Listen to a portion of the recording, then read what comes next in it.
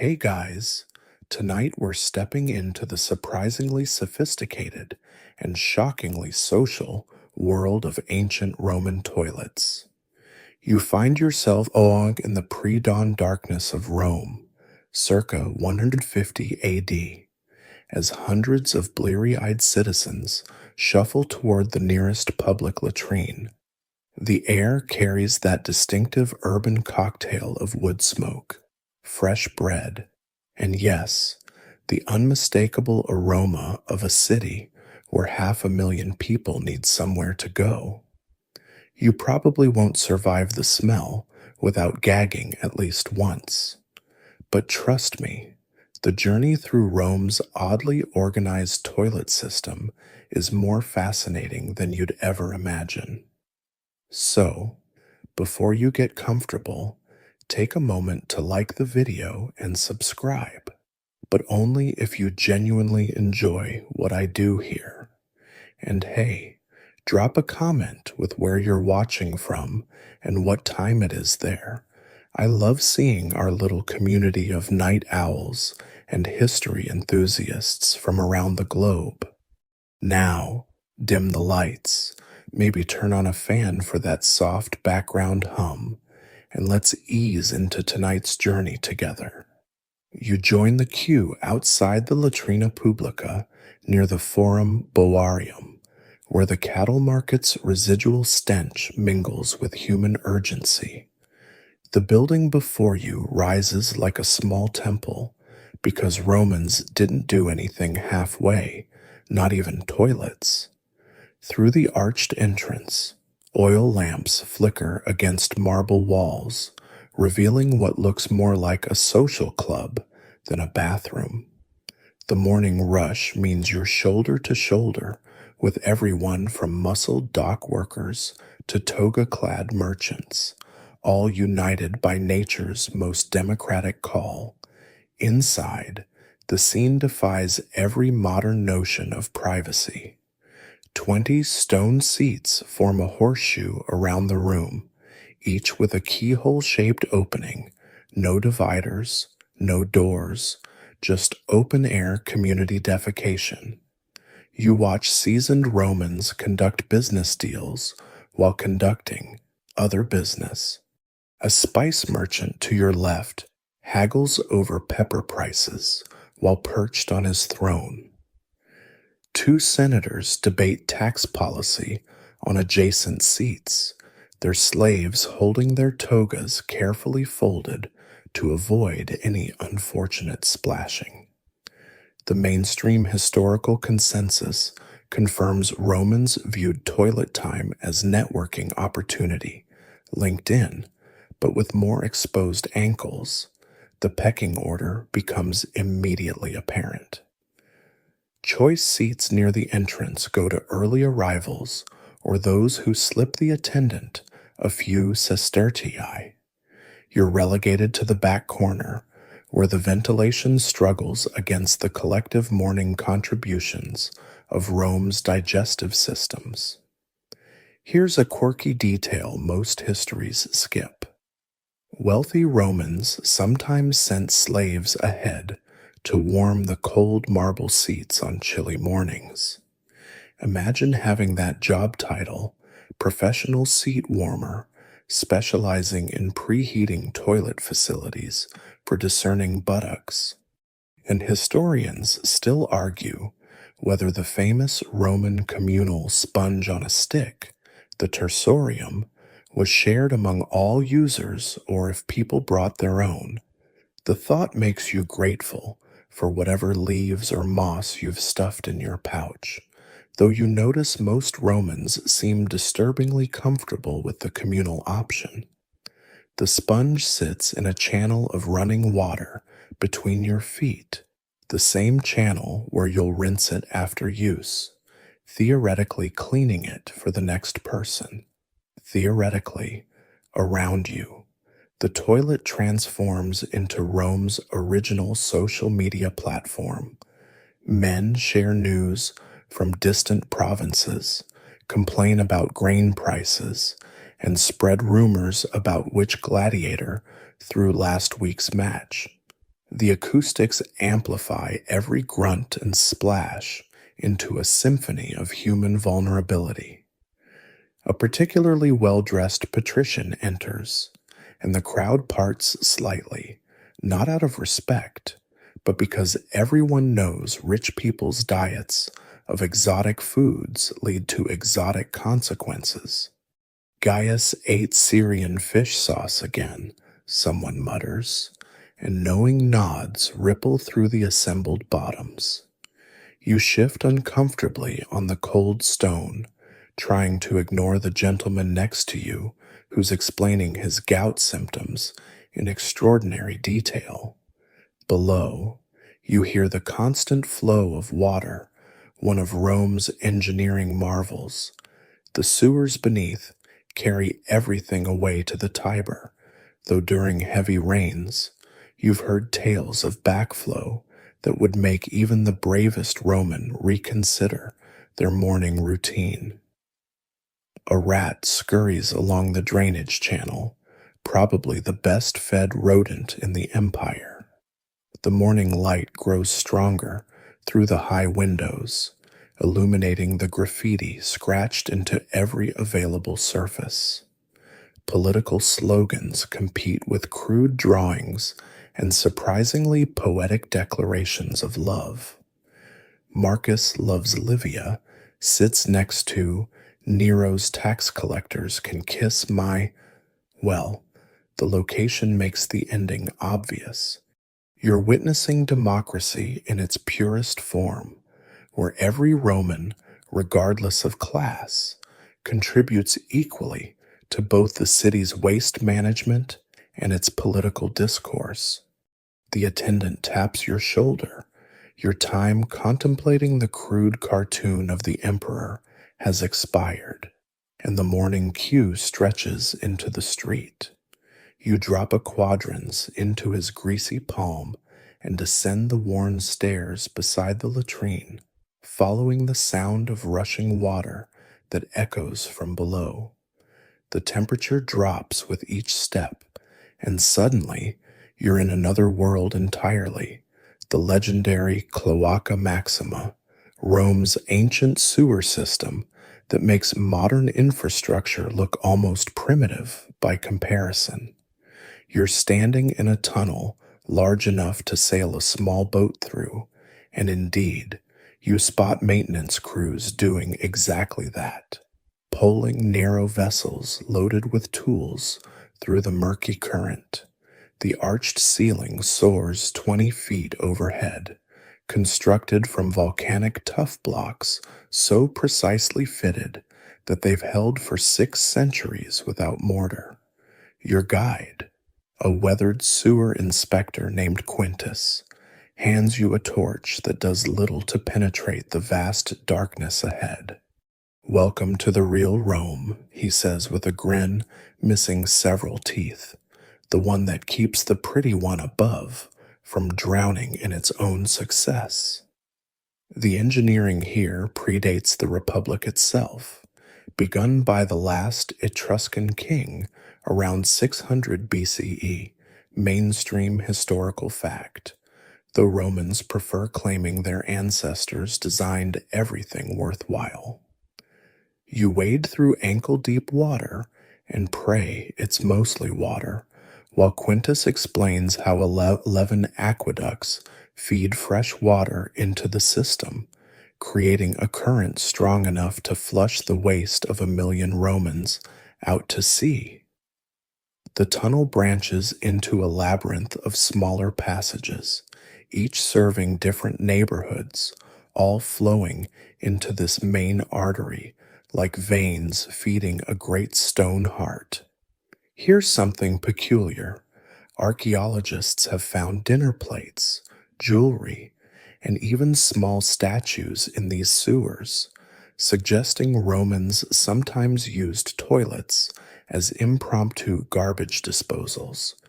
Quintus shows you his collection of coins fished from the muck. Apparently, togas lack secure pockets, and squatting over a toilet hole leads to predictable accidents. He's saved enough dropped denarii to buy a small farm, though you suspect he'll die down here instead, oddly proud of his subterranean kingdom. The acoustics create an otherworldly symphony.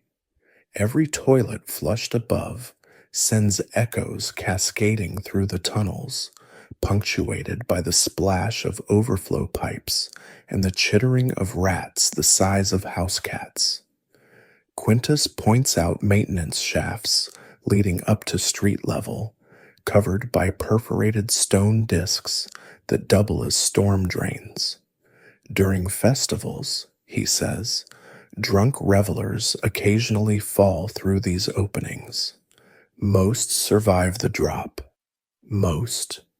You pass beneath the forum, and Quintus gestures toward a massive junction where several tunnels converge. Stone tablets embedded in the walls bear the names of the magistrates who supervised each expansion, Roman bureaucracy extending even into the sewers. Historians still argue whether these tunnels served dual purposes as emergency escape routes during sieges. Quintus swears his grandfather once guided a senator's entire family through here during Sulla's prescriptions, though the smell alone might have been worse than facing the dictator's soldiers. The construction technique astounds you. Each section uses different materials based on local geology: volcanic rock where the ground stays dry, waterproof concrete where groundwater seeps through, lead-lined channels beneath the wealthier districts where corrosive waste from fullers and dyers flows. The Romans didn't just build a sewer, they built a precisely engineered waste management system that adapts to its environment like a living organism. Modern cities still struggle to match this level of integrated planning. Your torch illuminates something that stops you cold: human bones wedged between fallen ceiling blocks. Quintus shrugs. Cave-ins happen.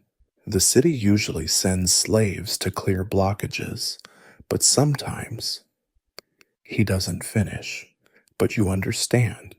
Rome's grandeur rests literally on the bones of those who maintain its hidden arteries.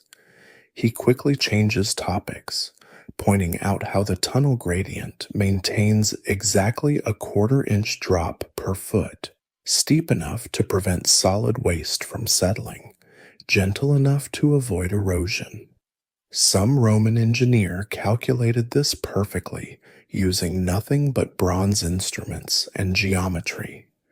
At a narrow intersection, you encounter another maintenance crew dragging a bloated pig carcass. Apparently, a butcher tried disposing of unsold meat through a public toilet, causing a neighborhood-wide backup. The foreman curses creatively in 3 languages while his men maneuver the decomposing obstacle onto their boat. You realize Roman toilet problems weren't so different from modern ones, just with more Latin profanity and fewer rubber gloves. The deeper you venture, the more the sewer reveals Rome's hidden life. Alcoves carved by vagrants seeking shelter appear regularly, some still containing ragged bedrolls and the ashes of cooking fires. Quintus warns that organized gangs control certain sections, charging tolls to maintenance crews and smuggling contraband through tunnels that officially don't exist. You spot cryptic symbols chalked on walls, gang territory markers or navigation aids for those who call this darkness home. The pretty Rome above depends on this shadow realm more than any senator would admit. Water suddenly rises to your knees as you approach a section where aqueduct overflow joins the main flow. The current strengthens, and Quintus demonstrates how workers use iron hooks embedded in walls to avoid being swept away during flash floods. Lost 3 men last month, he mentions casually, but the city replaced them within a week. Always more slaves eager to earn their freedom, even down here. The Roman promise of manumission extends even to sewer workers, 6 years of not drowning in human waste, and citizenship could be yours. You emerge from the sewers gasping for relatively fresh air, though after the Cloaca Maxima, even Rome's fish markets smells like perfume. Quintus waves goodbye, disappearing back into his underground realm, and you find yourself in the Subura district, where social reality hits harder than any gladiator. Here, the fantasy of Roman equality dies quickly, while senators debate in private marble bathrooms, the poor queue for wooden seats in crumbling public facilities that would make the forum's latrine look palatial. The contrast slaps you immediately. You're outside a 5-story insula, one of Rome's notorious apartment blocks, where a single latrine serves maybe 200 residents. The queue snakes down the street, mothers bouncing crying infants, laborers shifting from foot to foot, elderly citizens leaning on walking sticks. A man near the front suddenly breaks ranks, desperation overcoming dignity as he relieves himself against the building's wall. Nobody even glances. This is Subura normal. The building's owner charges each resident a monthly toilet fee, though what they get barely qualifies as facilities. Climbing the insula's stairs, you understand why chamber pots flying from windows remain Rome's #1 pedestrian hazard. The communal latrine occupies a converted storage room on the ground floor, 6 wooden seats over a pit that gets emptied maybe twice a month if residents pool enough money for the service. The stench could peel paint if Romans had invented paint that wasn't lead-based. An elderly woman exits, muttering prayers to Fortuna that she survived another visit without falling through the rotting planks. Now you cross the Palatine Hill, where reality inverts completely. A slave escorts you through Senator Flavius's villa, where the latrine resembles a tiny temple more than a toilet. Marble seats, yes, plural, because why have one toilet when you can have 3? Feature carved armrests and dolphin-shaped water spouts for washing. Frescoes of ocean scenes cover the walls, as if defecating while viewing painted fish somehow elevates the process. The seat has a heating system. Hypocaust channels warm air beneath the marble. Even their buttocks avoid discomfort. The mainstream historical record confirms these private latrines as status symbols. Wealthy Romans competed over toilet luxury like modern billionaires compare yachts. You notice this one includes a small library niche. Apparently, Senator Flavius enjoys Cicero while his bowels move. His slave demonstrates the bronze water tap that provides continuous flow for the private tersorium, which gets replaced daily. No communal sponges for the elite. The waste drops into a private cesspit, emptied nightly by slaves who enter through a concealed service tunnel. Here's a quirky detail archaeologists love. Rich Romans often placed toilet facilities near dining rooms, not for convenience, for showing off. Guests could admire their host's superior sanitation between dinner courses. You're witnessing this firsthand as Flavius himself enters, toga perfectly draped, to use his facilities while dictating a letter to his secretary. The slave stands outside the door, taking notes through the opening, because even biology can't interrupt Senate business. The class divide extends to toilet architecture itself. Patrician latrines feature windows positioned for optimal Mediterranean breezes, carrying away odors before they offend delicate sensibilities. Plebeian facilities? Lucky if they have a roof. You've seen public toilets where rain turns everything into a sewage soup, where citizens slip on floors slick with substances best left unidentified. Yet somehow, Romans maintain their famous dignity, discussing philosophy while balanced precariously over communal hellholes. Historians still argue whether Rome's toilet apartheid contributed to disease disparities between classes. The poor, crowded into insufficient facilities, suffered endemic dysentery, while the rich enjoyed what passed for hygiene. You witness a physician examining a patrician's stool sample, delivered in a silver bowl by a slave, while outside, plebeians die from preventable waterborne illnesses. The doctor pontificates about bile balance, completely missing that his patient's private water supply might explain his superior health. You stumble upon a middle-class compromise, toilet clubs.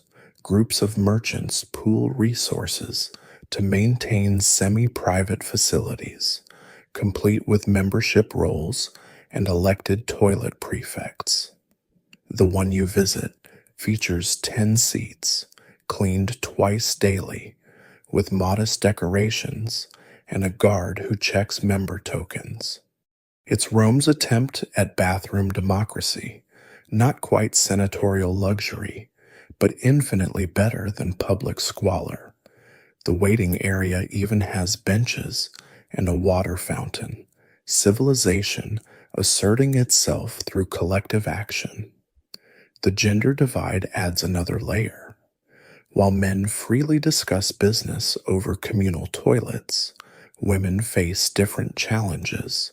Public facilities for women exist, but remain scarce and poorly maintained. You watch mothers teaching daughters to use chamber pots at home rather than risk the public latrines where privacy goes to die. Rich women, naturally, never face such indignities. Their private facilities often surpass their husbands in luxury, featuring perfume burners and attendants who sing to mask embarrassing sounds. At a construction site, you observe workers installing a new public latrine funded by a wealthy freedman seeking political office. The inscription already carved promises relief for all citizens, though everyone knows the best seats will somehow require donations.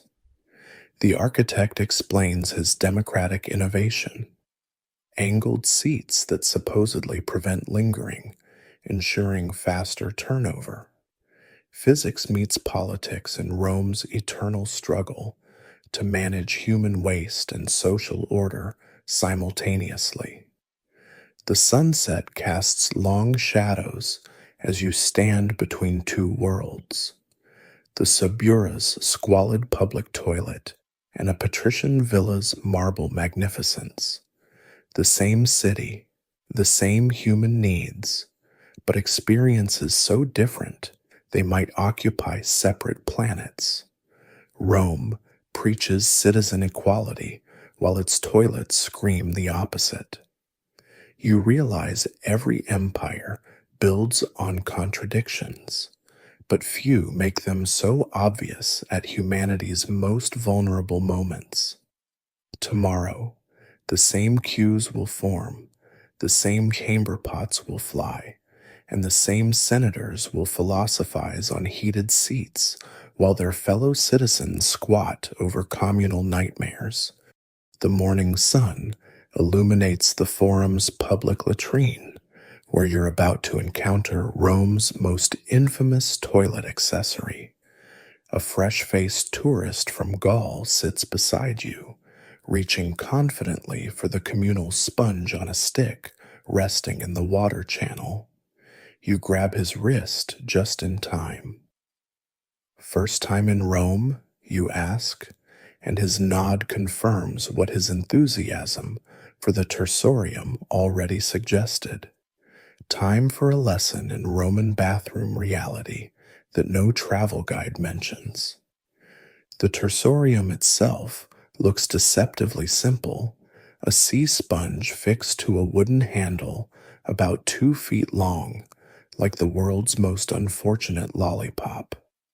The sponge soaks in the narrow channel of supposedly clean water running at your feet, though clean here means flowing rather than sanitary. You've watched hundreds of Romans use these implements, and the technique varies wildly. Some delicately dab, others scrub with disturbing vigor, and a few seem to treat it as a competitive sport. The Gaul beside you turns slightly green as understanding dawns. You demonstrate proper Tersorium etiquette, though proper feels generous. First, you extract it from the channel, trying not to think about its previous users. The sodden sponge drips mysteriously colored water. Custom dictates a courtesy rinse in the channel before use, swishing it around like you're cleaning a paintbrush. The mainstream historical consensus confirms Romans considered this sufficient hygiene, though watching the process makes you question their famous rationality. The sponge feels exactly as unpleasant as you'd imagine, cold, slightly slimy, and carrying the weight of 1,000 previous encounters. Here's where Roman ingenuity meets its limits. Wealthy facilities provide vinegar or salt water for soaking the sponges between uses, claiming antimicrobial properties.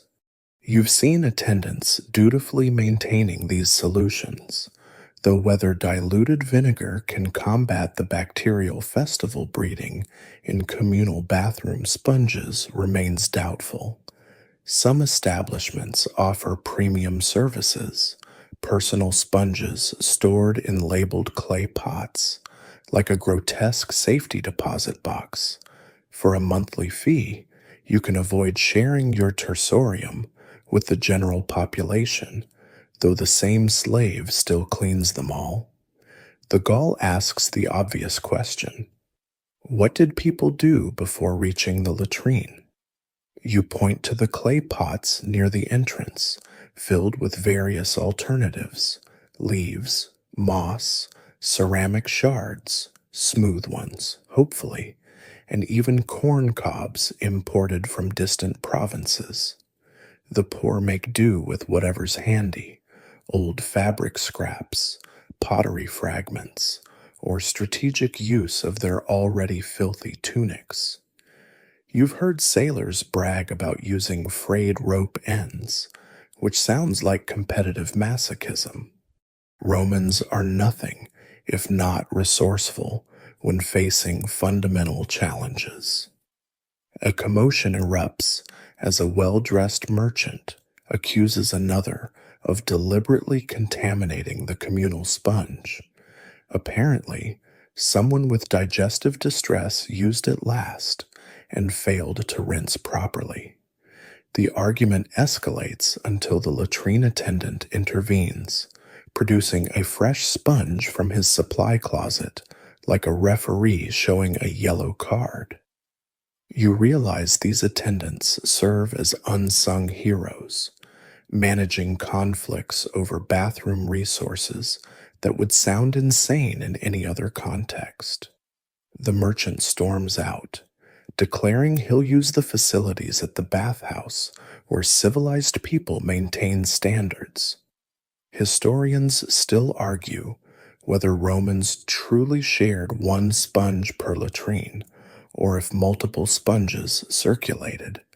You count 6 sponges in various channels here, though with 40 seats occupied, the math doesn't favor individual use. The logistics alone boggle the mind. Imagine rush hour, dozens of urgent Romans, and limited sponges, creating a biological version of musical chairs. You witness an elderly senator solve the dilemma by producing his personal silver-handled tersorium from beneath his toga, earning envious glares from spongeless plebeians. The quirky reality includes regional variations you've discovered through unfortunate experience. Egyptian facilities favor palm fiber brushes that feel like punishment for unknown crimes. Greek-influenced latrines in the eastern districts provide olive oil and curved bronze scrapers, adapting bathing strigils for posterior purposes. Germanic auxiliaries stationed in Rome reportedly introduced moss-wrapped sticks, which Romans mock while secretly acknowledging their superiority. Cultural exchange happens everywhere, even in humanity's most private moments. You notice children receiving toilet training, their mothers teaching proper sponge technique with the seriousness of military drill. Always rinse twice, one instructs her mortified son, and never trust a sponge that floats. The boy nods solemnly, absorbing wisdom that will serve him throughout his Roman life. Another mother demonstrates the inspection technique, checking the sponge's color and consistency before use, as if shopping for produce at the market. Roman pragmatism extends to every aspect of life, creating experts in subjects no one discusses at dinner parties. The afternoon brings a delivery of new sponges, and you watch the selection process. The latrine manager, a freed slave who's turned toilet management into unexpected prosperity, examines each sponge like a wine merchant testing vintages. Mediterranean sponges command premium prices, while cheaper alternatives from the Black Sea fall apart faster than Roman marriage vows. He demonstrates how quality sponges maintain shape after hundreds of uses, while inferior ones disintegrate into unspeakable fragments. It's a business built on the universal human need to clean up after nature's call. A philosopher holding court near the entrance, because where else would Romans philosophize, debates whether sharing tersoria builds civic virtue. We're all equal before the sponge, he declares, gesturing dramatically while balanced on a toilet seat. His students nod thoughtfully, though several discreetly clutch personal cleaning implements. You realize Roman philosophy addresses everything, even communal bathroom supplies. The debate continues as participants multitask, proving that intellectual discourse knows no boundaries, especially in a culture that treats public defecation as networking opportunity. As evening approaches, you observe the changing of the sponges. Attendants collect the day's used implements in buckets, heading to nearby fountains for what optimistically passes as sanitization. Some facilities boil their sponges nightly, others trust in vinegar's mythical properties, and the worst simply rinse and replace. You've learned to identify which latrines maintain standards by the color of their sponges. Pristine white means either brand new or properly maintained, while gray-brown suggests a history better left unexamined. The Gaul beside you takes notes, preparing for his extended stay in Rome with the dedication of someone who's just understood survival's true requirements. You're standing in the Forum Romanum when the proclamation rings out. By decree of Emperor Vespasian, all urine collected within Rome's walls is hereby subject to imperial taxation. The crowd erupts in disbelief, laughter, and creative profanity that would make a gladiator blush. The year is 74 AD, and you're witnessing the birth of Rome's most memorable tax, the vectigal urinae, or as citizens immediately dub it, the piss tax. Even for Romans, who've taxed everything from window views to bachelor status, this seems like government overreach into literally private matters. The genius lies in Vespasian's understanding of Rome's economy. You follow a fuller named Marcus as he makes his morning rounds, collecting urine from public latrines and private homes. His cart, essentially a mobile cesspool, represents liquid gold in Rome's industrial sector. Fullers use aged urine's ammonia to clean and whiten togas, creating the gleaming garments senators wear while pretending their clothes weren't washed in plebeian pee. Marcus pays the new tax grudgingly, but admits business has never been better. Formal taxation legitimized an industry everyone pretended didn't exist. At the central tax collection point, chaos reigns.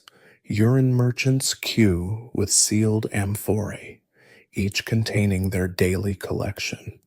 Tax officials, clearly questioning their career choices, measure volumes and calculate rates.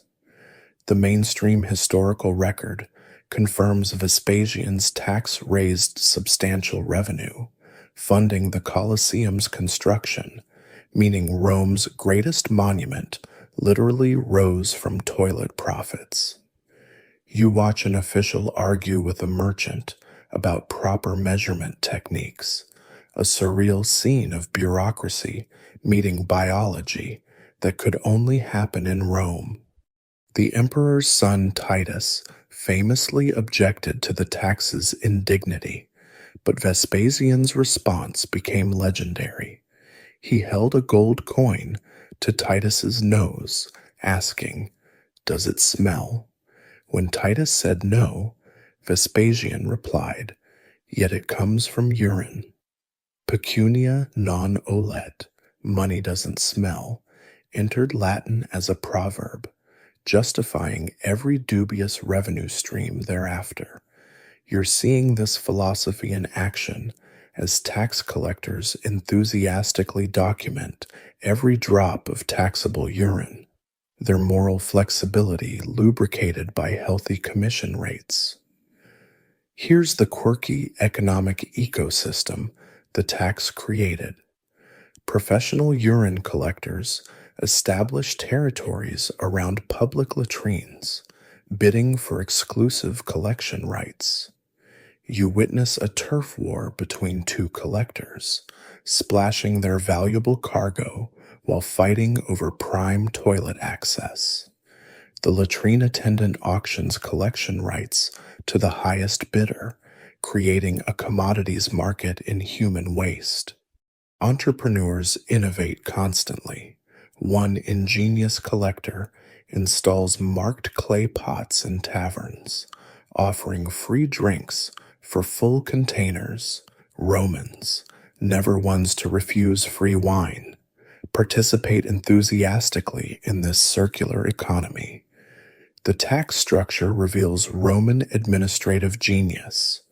Large-scale collectors pay flat rates, while smaller operators face percentage-based assessment.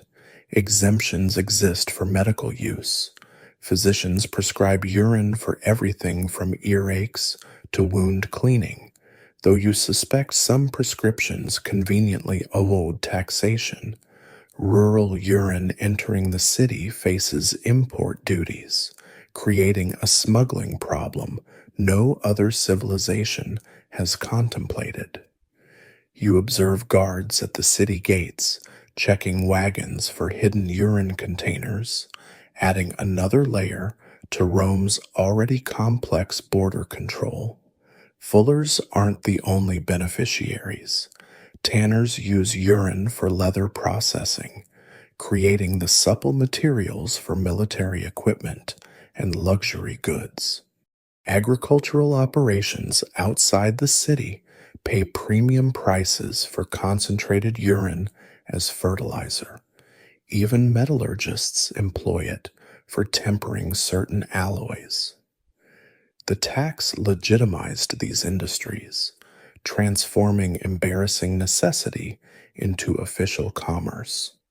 You visit a fuller's shop where workers proudly display their tax compliance certificate, as if washing clothes in urine deserves civic recognition. Historians still argue whether Vespasian intended social engineering or simply needed revenue after civil war drained the treasury. You observe both effects firsthand. Public latrines improve as their waste becomes valuable. Attendants, who once grudgingly maintained facilities, now guard them like gold mines. Private homes install collection systems, monetizing what previously went to waste. The poor discover their bodily functions have market value, leading to bizarre scenarios where beggars offer fresh urine to collectors for small coins. Rome's economy literally trickles down. The black market thrives predictably. You encounter underground urine dealers avoiding taxation through creative methods. Some dilute their product with water, others forge tax stamps, and the boldest smuggle suburban urine through the aqueducts. The authorities respond with urine inspectors, imagine that job title, who test concentration levels and authenticate sources. One inspector demonstrates his technique, using copper strips that change color based on ammonia content.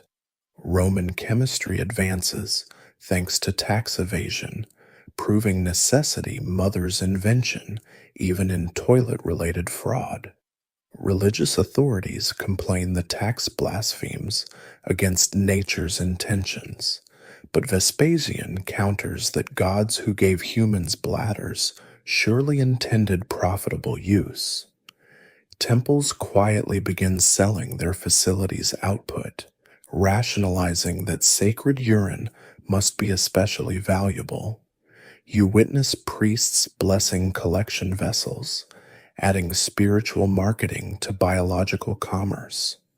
The Temple of Cloacina, goddess of sewers, experiences renewed popularity as merchants seek divine favor for their urine businesses.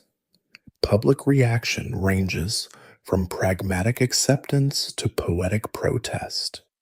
Graffiti artists work overtime, creating crude verses about imperial golden showers. Street performers mock auction their bladder contents to laughing crowds. Yet most Romans adapt with characteristic practicality. If the emperor wants to tax piss, they'll piss profitably. You overhear tavern conversations where men brag about their contribution to imperial coffers through superior urine production, turning tax compliance into masculine competition. As sunset approaches, you stand outside a massive collection facility where hundreds of amphorae await processing. The stench could fell an elephant, but the workers count profits, not problems. Tomorrow, these containers will supply industries across Rome, their contents transformed into clean togas, supple leather, and fertile fields. Vespasian's tax did more than fund construction. It created an entire economy from waste, proving Romans could monetize literally anything. The emperor died wealthy, leaving a legacy that flows through history like the very substance he taxed. His last words reportedly included satisfaction that he'd found revenue in the one place previous emperors never thought to look. The Fuller's Quarter hits you before you see it, a wall of ammonia stench that makes your eyes water from 3 blocks away. You're following Gaius the Fuller on his pre-dawn rounds, watching Rome's most pungent industry transform human waste into pristine white togas. His workshop sits strategically between two major public latrines, minimizing transport distance for his liquid gold. Slaves emerge from the back entrance, pulling a cart loaded with yesterday's urine collection, aged to perfection in massive terracotta dolia. The mainstream historical fact that Romans preferred stale urine for its higher ammonia content doesn't prepare you for the reality of 40-gallon jars fermenting in the morning heat. Inside the Phalanca, the process resembles a dance choreographed by someone with a twisted sense of humor. Workers strip naked and climb into shallow pools filled with diluted urine, stomping on submerged garments like the world's worst grape harvest. They call it saltatio Phalanca, the fuller's dance, and maintain rhythm with work songs you're grateful you can't fully understand. The technique requires specific movements, heel-to-toe rolling motions that force the ammonia through fabric fibers, breaking down oils and stains. You watch a veteran fuller demonstrate the proper form to an apprentice, both knee-deep in liquid that started its journey in Roman bladders. The science impresses despite the circumstances. Gaius explains how urine's natural ammonia converts to ammonium carbonate during fermentation, creating an alkaline solution that dissolves grease and brightens colors.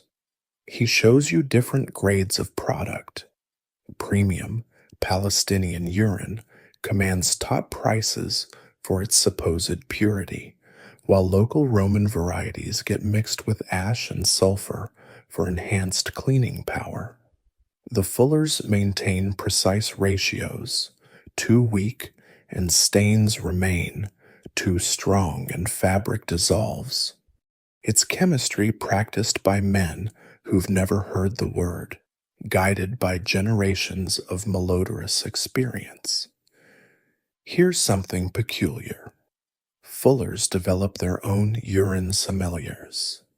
Gaius demonstrates, pouring samples into shallow bowls and evaluating color, clarity, and nose like a wine merchant. This batch from the Subura, he declares, swirling the yellow liquid. Too much cheap wine and fish sauce in their diet. Better for heavy wool. Another sample meets approval. Ah, patrician piss from the Palatine. All that imported fruit makes superior cleaning. You realize Roman class divisions extend even to the quality of their waste products, creating a bizarre hierarchy where poor people's urine cleans rough fabric while aristocratic output handles delicate silk. The workshop's layout reveals industrial efficiency.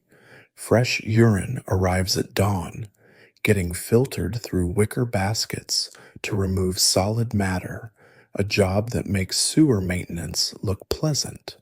It then ages in partially buried jars, developing potency while minimizing surface stench.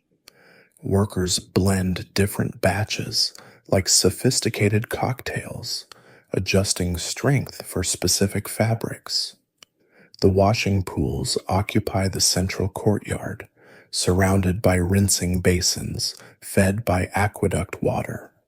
The whole operation flows logically from dirty to clean, though clean here means no longer soaked in urine. Competition among fullers drives innovation. Gaius proudly shows his secret weapon, camel urine imported from Syria at outrageous expense. For senatorial togas only, he whispers, demonstrating how it brightens purple stripes without fading the base white. His rival across the street claims to use virgin urine exclusively, though everyone knows that's marketing nonsense. You witness corporate espionage as a competitor's slave lurks near the delivery area, trying to identify Gaius's suppliers. The urine business breeds paranoia, stolen formulas, and poached collectors threaten profit margins. Historians still argue whether fullers faced social stigma despite their essential service. You observe mixed reactions. Wealthy matrons deliver expensive garments personally, trusting no slave with precious silk, yet hold perfumed cloths to their noses throughout the transaction. Workers' children face teasing. Your father dances in piss, ranks among playground favorites, but steady employment and guild protection offer compensation. Fullers marry, raise families, and accumulate wealth, proving Romans pragmatically accept in any profession that pays. The dyeing section adds another dimension to urine's versatility. Expensive purple dye from murex snails requires ammonia-based mordants to fix properly, making aged urine invaluable for imperial garments. You watch craftsmen preparing cloth for purple treatment, soaking white wool in concentrated urine solutions that help dye penetrate evenly. The emperor's purple cloak literally depends on plebeian bladders. Though official histories skip this democratic detail, one dyer mentions that different urine sources affect final color. Vegetarian urine supposedly creates bluer purples, while meat eaters produce redder tones. Quality control occupies surprising attention. The Fullers Guild maintains standards, inspecting members' facilities and testing cleaning effectiveness.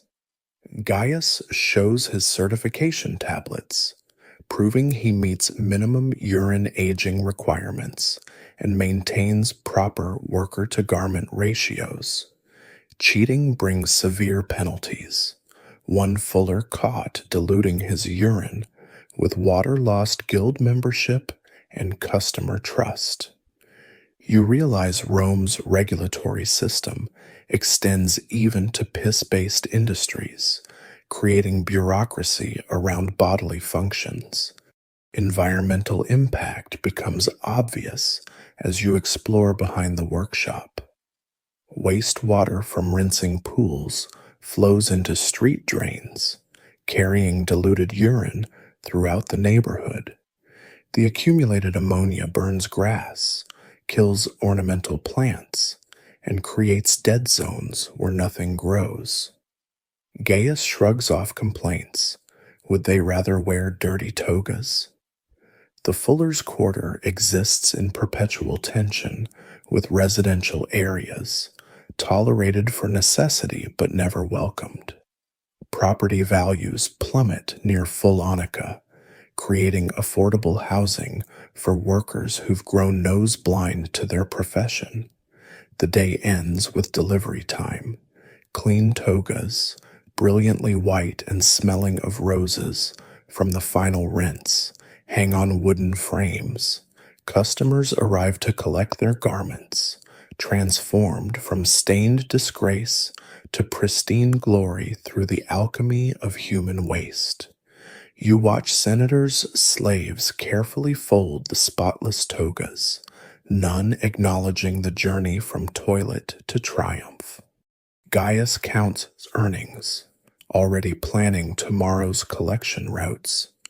His profession may lack dignity, but Romans need clean clothes more than they need to maintain illusions. In the fuller's quarter, honesty smells like ammonia and profits like everyone pretends it doesn't. The walls speak louder than any Roman orator, and nowhere more eloquently than in the public latrines where captive audiences guarantee readership. You're documenting toilet graffiti with Marcus the Scribe, whose unofficial job involves recording the best and worst bathroom literature before attendants scrub it away. History happens on these walls, he insists, carefully copying a crude drawing of the emperor with anatomically improbable features. Future scholars will thank me for preserving the people's true voice. The mainstream historical consensus confirms toilet graffiti provides unfiltered insight into Roman daily life, though Marcus's collection would make even liberal historians blush. Today's harvest proves particularly rich. Above the third seat from the left, someone's scratched. Apollodorus shits bricks, explains his architecture. Political commentary flourishes where anonymity meets opportunity. You find detailed accusations about Senator Quintus's financial dealings, complete with surprisingly accurate figures. Another inscription claims the aedle's wife visits gladiators' quarters after dark, naming dates and locations with prosecutorial precision. The latrine walls serve as Rome's original WikiLeaks, exposing secrets while their authors expose themselves. The artistic quality varies wildly. Professional graffiti artists, yes, that's a thing, leave elaborate murals for paying clients. You watch one carefully paint an advertisement for a brothel, complete with services menu and competitive pricing. His portable scaffold fits perfectly between toilet seats, designed specifically for bathroom advertising. Amateur efforts range from stick figures in compromising positions to surprisingly poetic declarations. Here I sit, broken-hearted, paid my quadrans, barely farted. Universal human experiences transcend centuries. Here's the quirky part. Latrine graffiti follows unwritten rules.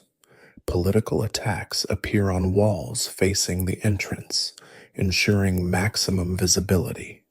Love declarations cluster near corner seats, where shy romantics find privacy. The back wall hosts literary efforts. You discover a complete poem about Aeneas's digestive troubles after escaping Troy, clearly composed over multiple visits. Regular users develop preferences, returning to favorite seats to check responses to their previous writings. It's social media carved in stone, with engagement measured in scratched replies. Marcus shows you his prize discovery, a developing political scandal documented entirely through toilet graffiti. It started with Lucius takes bribes, evolved to specific accusations with dates and amounts, then exploded when someone added, I was there, saw him counting coins at the bathhouse. 3 different hands contributed evidence, building a corruption case on shithouse walls. The accused finally responded with his own graffiti, lies spread by Marcus, who lost the contract fairly. The back and forth continues across multiple latrines, creating a distributed argument that follows Rome's bathroom circuit. Commercial messages dominate certain sections. Crescens the net fighter holds the hearts of all the girls, competes with Celadus the Thracian, makes the girls sigh. Gladiator fan clubs wage promotional warfare through strategic graffiti placement. Wine shops advertise daily specials, brothels list new arrivals, and doctors promote hemorrhoid treatments with obvious targeting. You notice professional scribes offering custom graffiti services, dictation while you defecate, ensuring proper spelling and grammar for your bathroom proclamations. The response system fascinates you. Original messages spawn threads of replies, arguments, and corrections. Someone writes, "Caesar is divine," prompting, "So divine he needs to shit," which generates, "Blasphemer sits in seat 3, leading to, "Your mother sits on worse." Conversations develop between strangers who recognize each other's handwriting, creating relationships based solely on toilet wall exchanges. Marcus mentions tracking one friendship that developed entirely through latrine graffiti, two merchants who discovered shared interests and eventually became business partners. Historians still argue whether authorities monitored toilet graffiti for seditious content. You observe a suspicious character copying anti-government messages into wax tablets, possibly an imperial spy or just an enthusiastic collector. Certain graffiti disappears overnight, especially direct threats against officials. Yet enforcement seems selective. Crude drawings of the emperor remain, while specific coup plans vanish. The authorities apparently distinguish between letting citizens vent and preventing actual rebellion, using latrine walls as pressure valves for discontent. Language reveals social stratification. Educated elites leave Greek quotations and Homeric references, showing off literacy while showing everything else. Working class graffiti tends toward direct Latin, heavy on profanity and light on conjugation. You find multiple languages mixed together: Hebrew curses, Egyptian hieroglyphs, Germanic runes, representing Rome's international population unified in their need to express themselves on bathroom walls. Translation services apparently exist, as similar messages appear in multiple scripts. The preservation battle continues endlessly.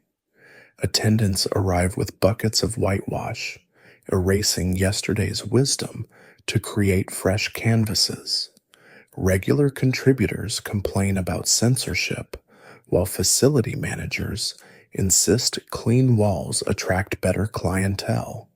Some latrines embrace the inevitable, designating specific walls for graffiti while keeping others pristine. You witness a furious argument when an attendant accidentally erases a marriage proposal that had been developing over several weeks. The would-be groom demands compensation for emotional damages. Sexual content, predictably, dominates certain areas. Anatomical drawings range from medical precision to imaginative impossibility. Braggarts document conquests with enough detail to constitute evidence in divorce proceedings. Services offered and sought create a marketplace of desire spelled out in explicit terms. Yet between the crude propositions, genuine loneliness emerges, seeking someone who understands.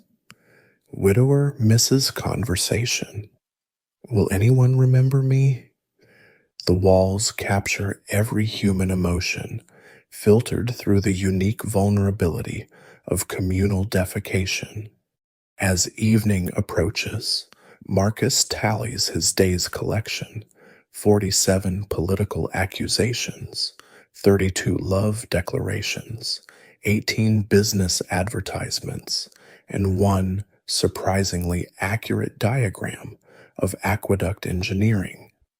Tomorrow he'll return, documenting fresh additions to Rome's most democratic literary tradition. The walls will fill again with secrets, lies, jokes, and truths that citizens dare speak only while their togas are hiked up. In these malodorous chambers, democracy thrives in its purest form: one person, one stylus, one chance to tell the emperor exactly what they think of his new taxes, while biology levels all pretense of superiority. The incense barely masks the latrine's usual aroma as you witness something uniquely Roman: morning prayers to the toilet gods. An elderly woman places fresh flowers before a small shrine to Cloacina, goddess of sewers and marital harmony, because apparently Romans couldn't resist making their toilet deity multitask. She mutters supplications for regular bowel movements and a faithful husband, priorities that seem reasonable given the venue.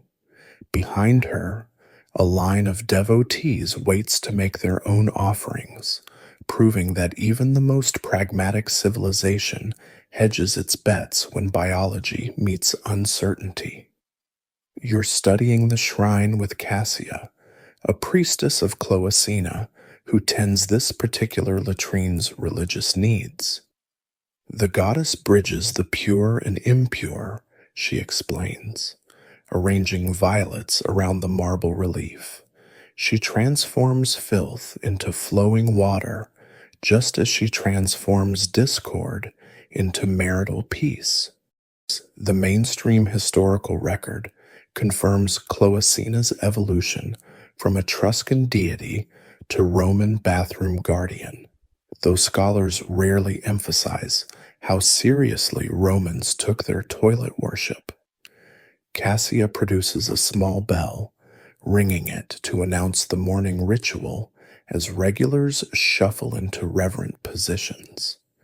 The prayers themselves blend high theology with base practicality.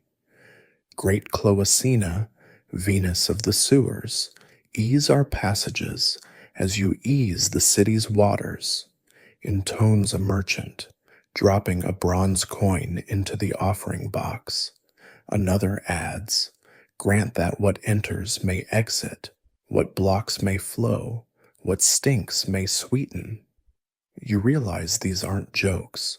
The suppliants display genuine devotion, seeking divine intervention for concerns modern medicine handles with fiber supplements.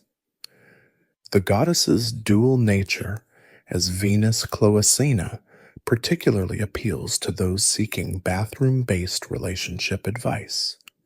Here's where it gets peculiar.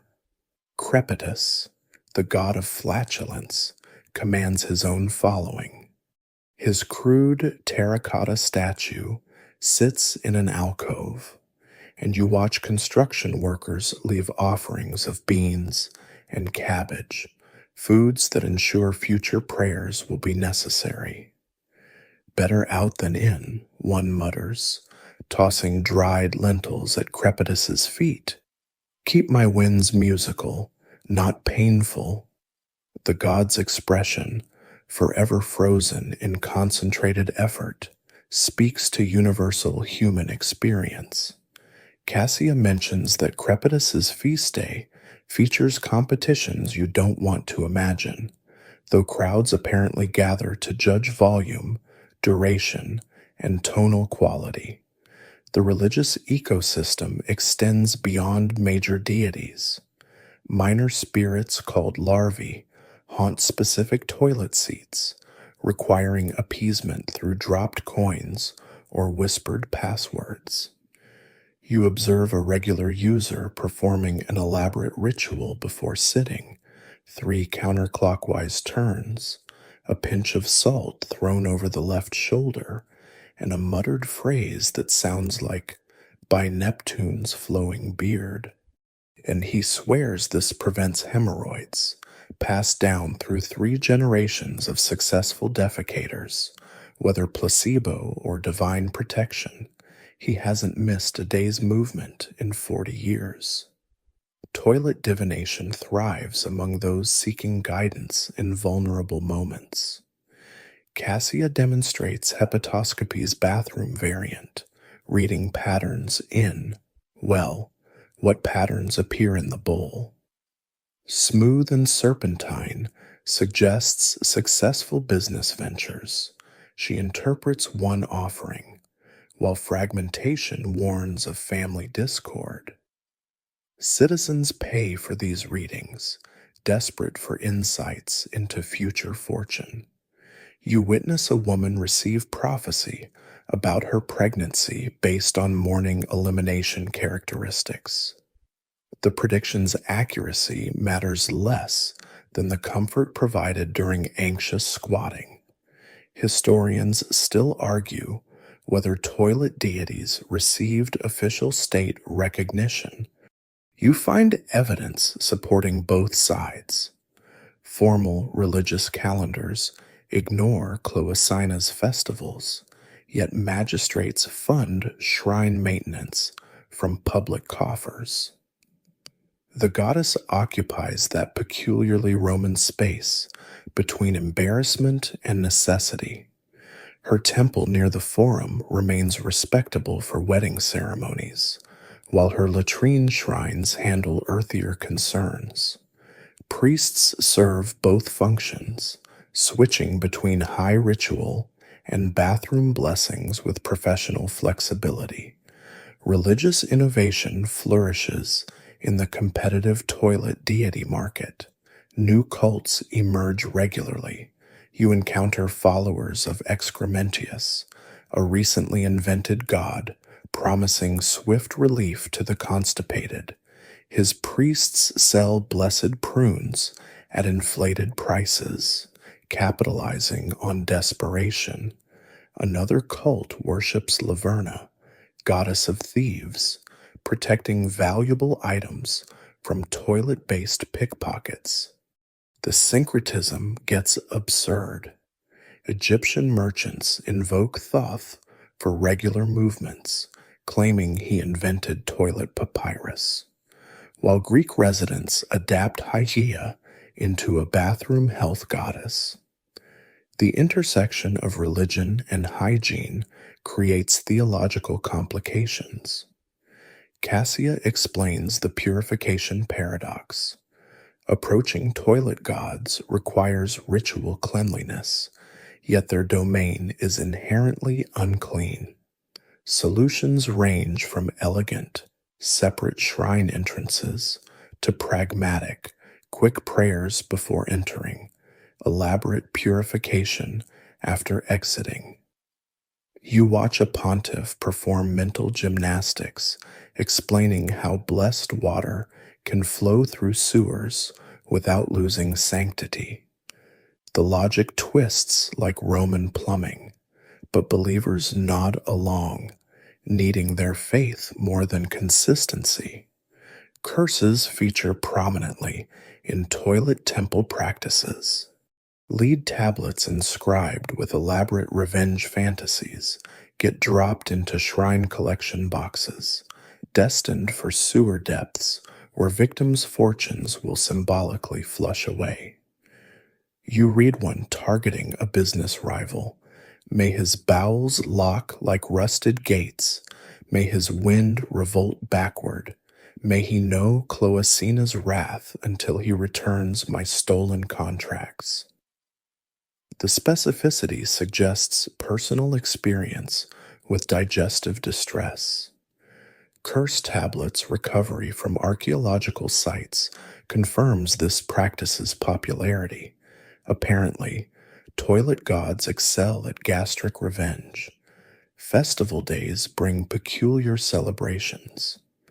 During Cloacena's spring rites, fullers parade through streets carrying gilded urine jars while citizens throw flower petals, creating a surreal mixture of beauty and bathroom humor.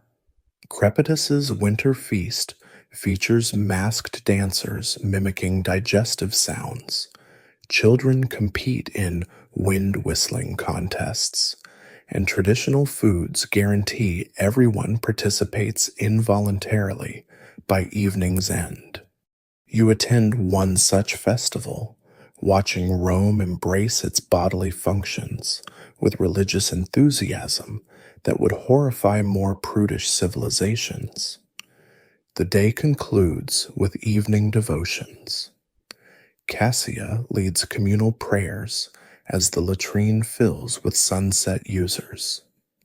We thank you, Cloacina, for today's smooth passages. We honor you, Crepitus, for pressure relieved. We acknowledge the larvae who guard these seats, the spirits who guide our streams. The congregation responds with "So flows it" after each invocation. You realize Roman religion adapts to every human need, creating gods for functions others ignore. In a world without modern medicine, divine intervention for regular bowel movements seems perfectly reasonable. The flowers on Cloacina's shrine wilt in the ammonia-rich air, but fresh ones will appear tomorrow, placed by believers who understand that civilization requires both engineering and faith to keep everything flowing properly. The physician Antonius spreads his collection of ceramic bowls across the table like a general planning battle strategy, each containing samples that would make modern medical professionals reach for hazmat suits. The secrets of health swim in every stool, he declares, peering intently at a particularly troublesome specimen. You're in the medical district's diagnostic pavilion, where Rome's attempt at scientific medicine meets its obsession with bodily outputs. The mainstream historical fact that Roman doctors examined excrement for diagnosis takes on new meaning when you're watching them compete over who can identify the most diseases from a single sample. Around you, physicians debate with the passion of senators discussing tax law, except their subject matter came from this morning's latrines. Clear evidence of excessive black bile, argues one doctor, pointing at a sample with his bronze probe. No, you fool, that's obviously undigested garum, counters another. The patient simply can't stomach fermented fish sauce. They've been arguing for an hour, while the patient himself died 2 days ago from what was probably appendicitis. Roman medicine, confident, elaborate, and wrong with impressive consistency. The diagnostic process follows strict protocols that would horrify Hippocrates. Antonius demonstrates his technique: visual inspection for color variations, texture analysis using specialized stirring rods, and, horrifyingly, scent evaluation that requires getting unnecessarily close. Sweet smell indicates diabetes, he explains, while sulfurous notes suggest digestive putrefaction. He's developed an entire classification system with over 40 distinct categories, each linked to specific humoral imbalances.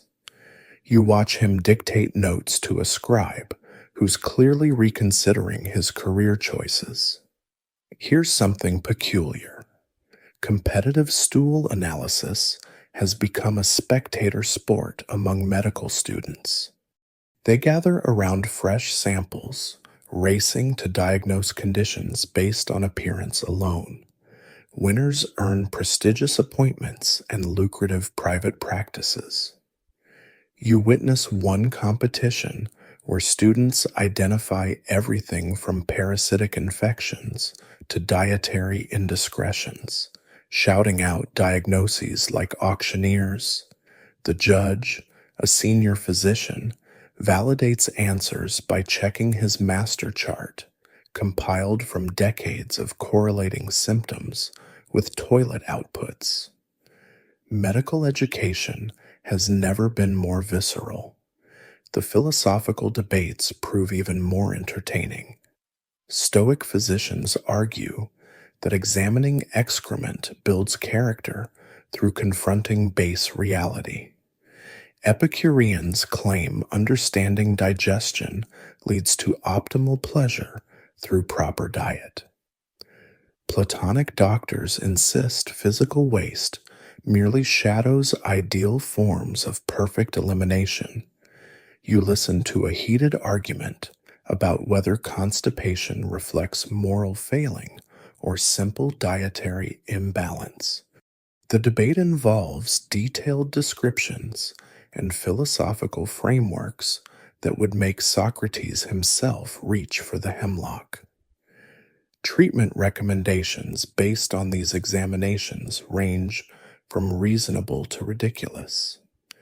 Antonius prescribes dietary changes that accidentally work: more water, fewer preserved meats, occasional fasting, but he also recommends wearing amber amulets to regulate bowel movements and drinking gladiator blood for persistent diarrhea.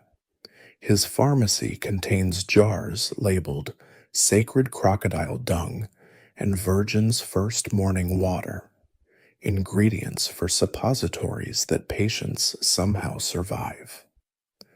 The placebo effect carries the heavy weight when your doctor speaks with absolute authority while waving your waste sample. Historians still argue whether Roman toilet medicine advanced despite or because of its methods. You observe genuine discoveries amid the madness. Physicians correctly identify parasites, notice blood indicating internal problems, and correlate certain appearances with specific foods. They're building empirical knowledge through disgusting dedication. One doctor shows you his 20-year journal documenting patient outputs and outcomes. Primitive epidemiology conducted one bowel movement at a time. The data reveals patterns, even if interpretations invoke imaginary humors. The specialized tools amaze and appall. Antonius proudly displays his collection: bronze scoops for sample collection, glass vials for preservation, even a portable examination booth for house calls to squeamish patricians. The booth includes curtains for privacy, specialized lighting, oil lamps with reflective backing, and an ingenious ventilation system. You realize Roman doctors professionalized every aspect of their craft, creating formal methodologies for practices that shouldn't require such elaborate protocol. Public health initiatives based on toilet analysis create citywide panic regularly. When physicians identify corrupt humors spreading through certain districts, magistrates respond with dietary mandates and mandatory purges. You witness one such crisis. Doctors examining public latrine outputs declare an epidemic of putrid bile, recommending all citizens consume vinegar and barley water. The prescription causes mass diarrhea, which physicians interpret as successful treatment. The cycle continues until people stop listening or the doctors find new concerns in fresher samples. The intersection of medicine and class creates predictable disparities. Wealthy patients receive private consultations where physicians examine their output in silver bowls, discussing results in euphemistic terms. Poor Romans get group diagnoses at public latrines, where harried doctors make sweeping generalizations based on communal samples. Everyone in the Sabura has worms, declares one physician, prescribing the same bitter herb to an entire neighborhood, whether accurate or not. The treatment becomes self-fulfilling prophecy as shared remedies spread whatever they're supposed to cure. The day's most surreal moment comes during a medical symposium where rival schools present papers on excrement analysis. The Methodists argue for systematic classification, displaying charts organizing samples by consistency, color, and frequency.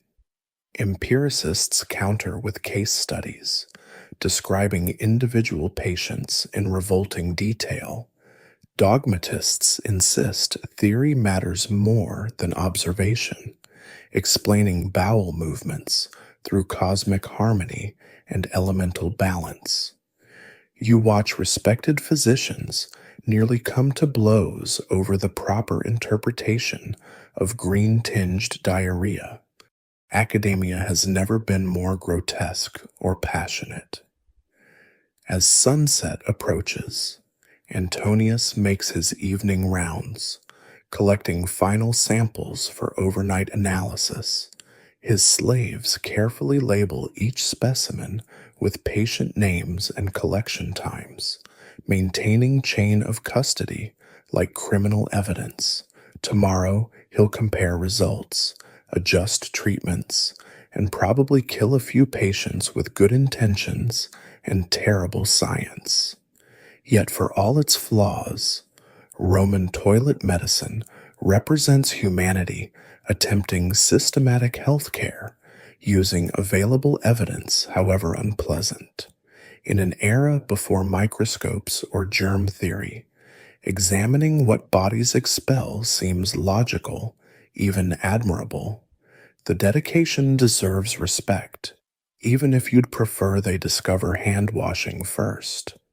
The Colosseum roars with 50,000 voices as gladiators clash below, but you're stationed at the real battle zone, the venue's overwhelmed latrines, where desperate spectators queue 20 deep.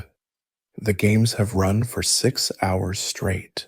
Wine vendors work overtime, and now biology demands payment for all that liquid enthusiasm. You watch a fight break out between two merchants over queue position, while an elderly senator simply relieves himself into his slave's amphora, rank having its privileges even in bladder emergencies.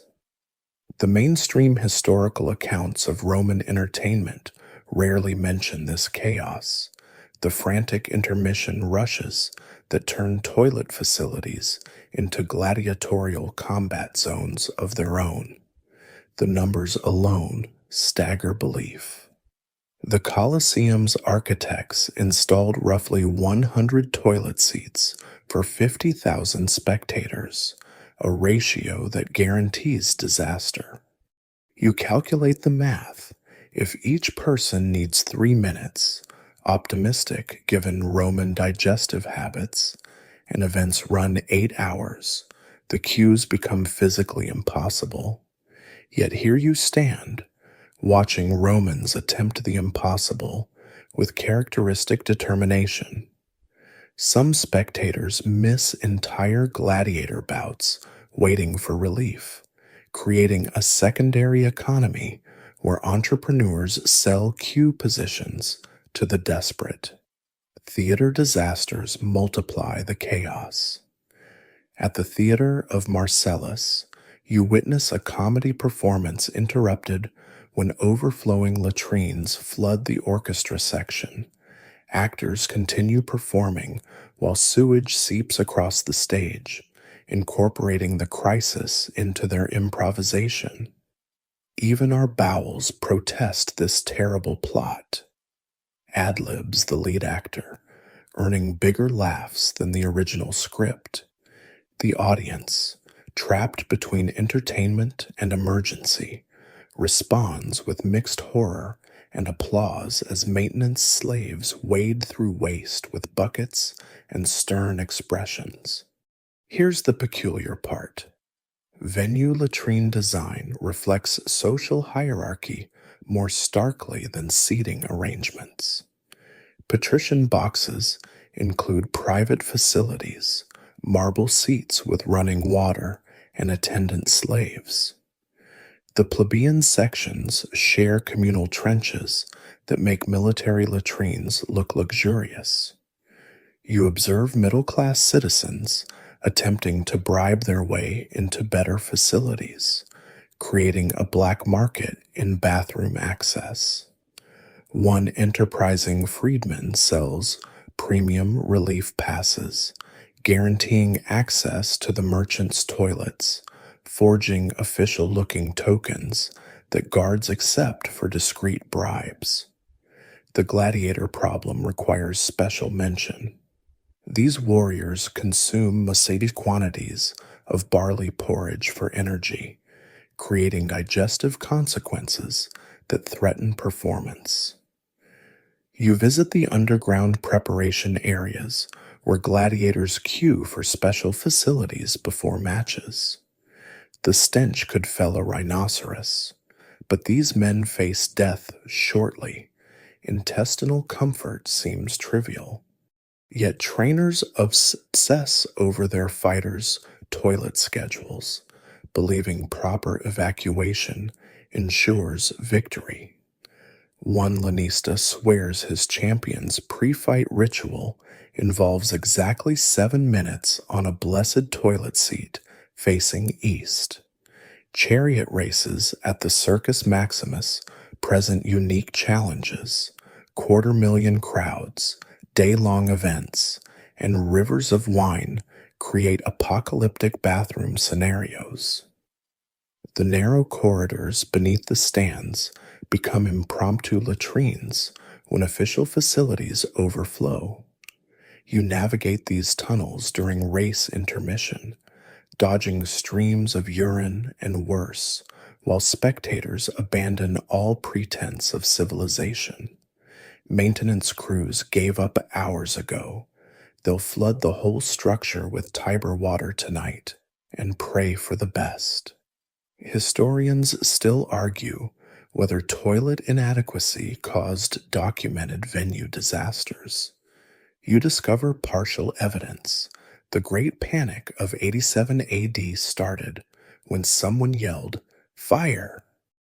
But witnesses report the initial disturbance came from latrine areas where overflow created slippery conditions.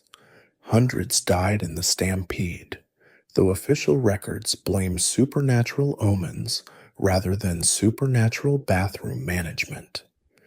The pattern repeats across decades. Mysterious crowd disturbances that coincidentally originate near overtaxed toilet facilities.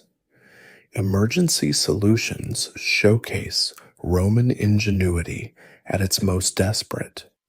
Entrepreneurs station slaves with portable pots throughout venues, charging premium rates for immediate relief.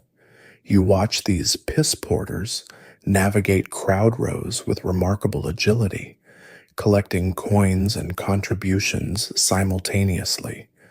The bravest operators work the standing sections, holding vessels at appropriate heights while maintaining professional dignity. Spills happen regularly, creating chains of disgust rippling through packed crowds.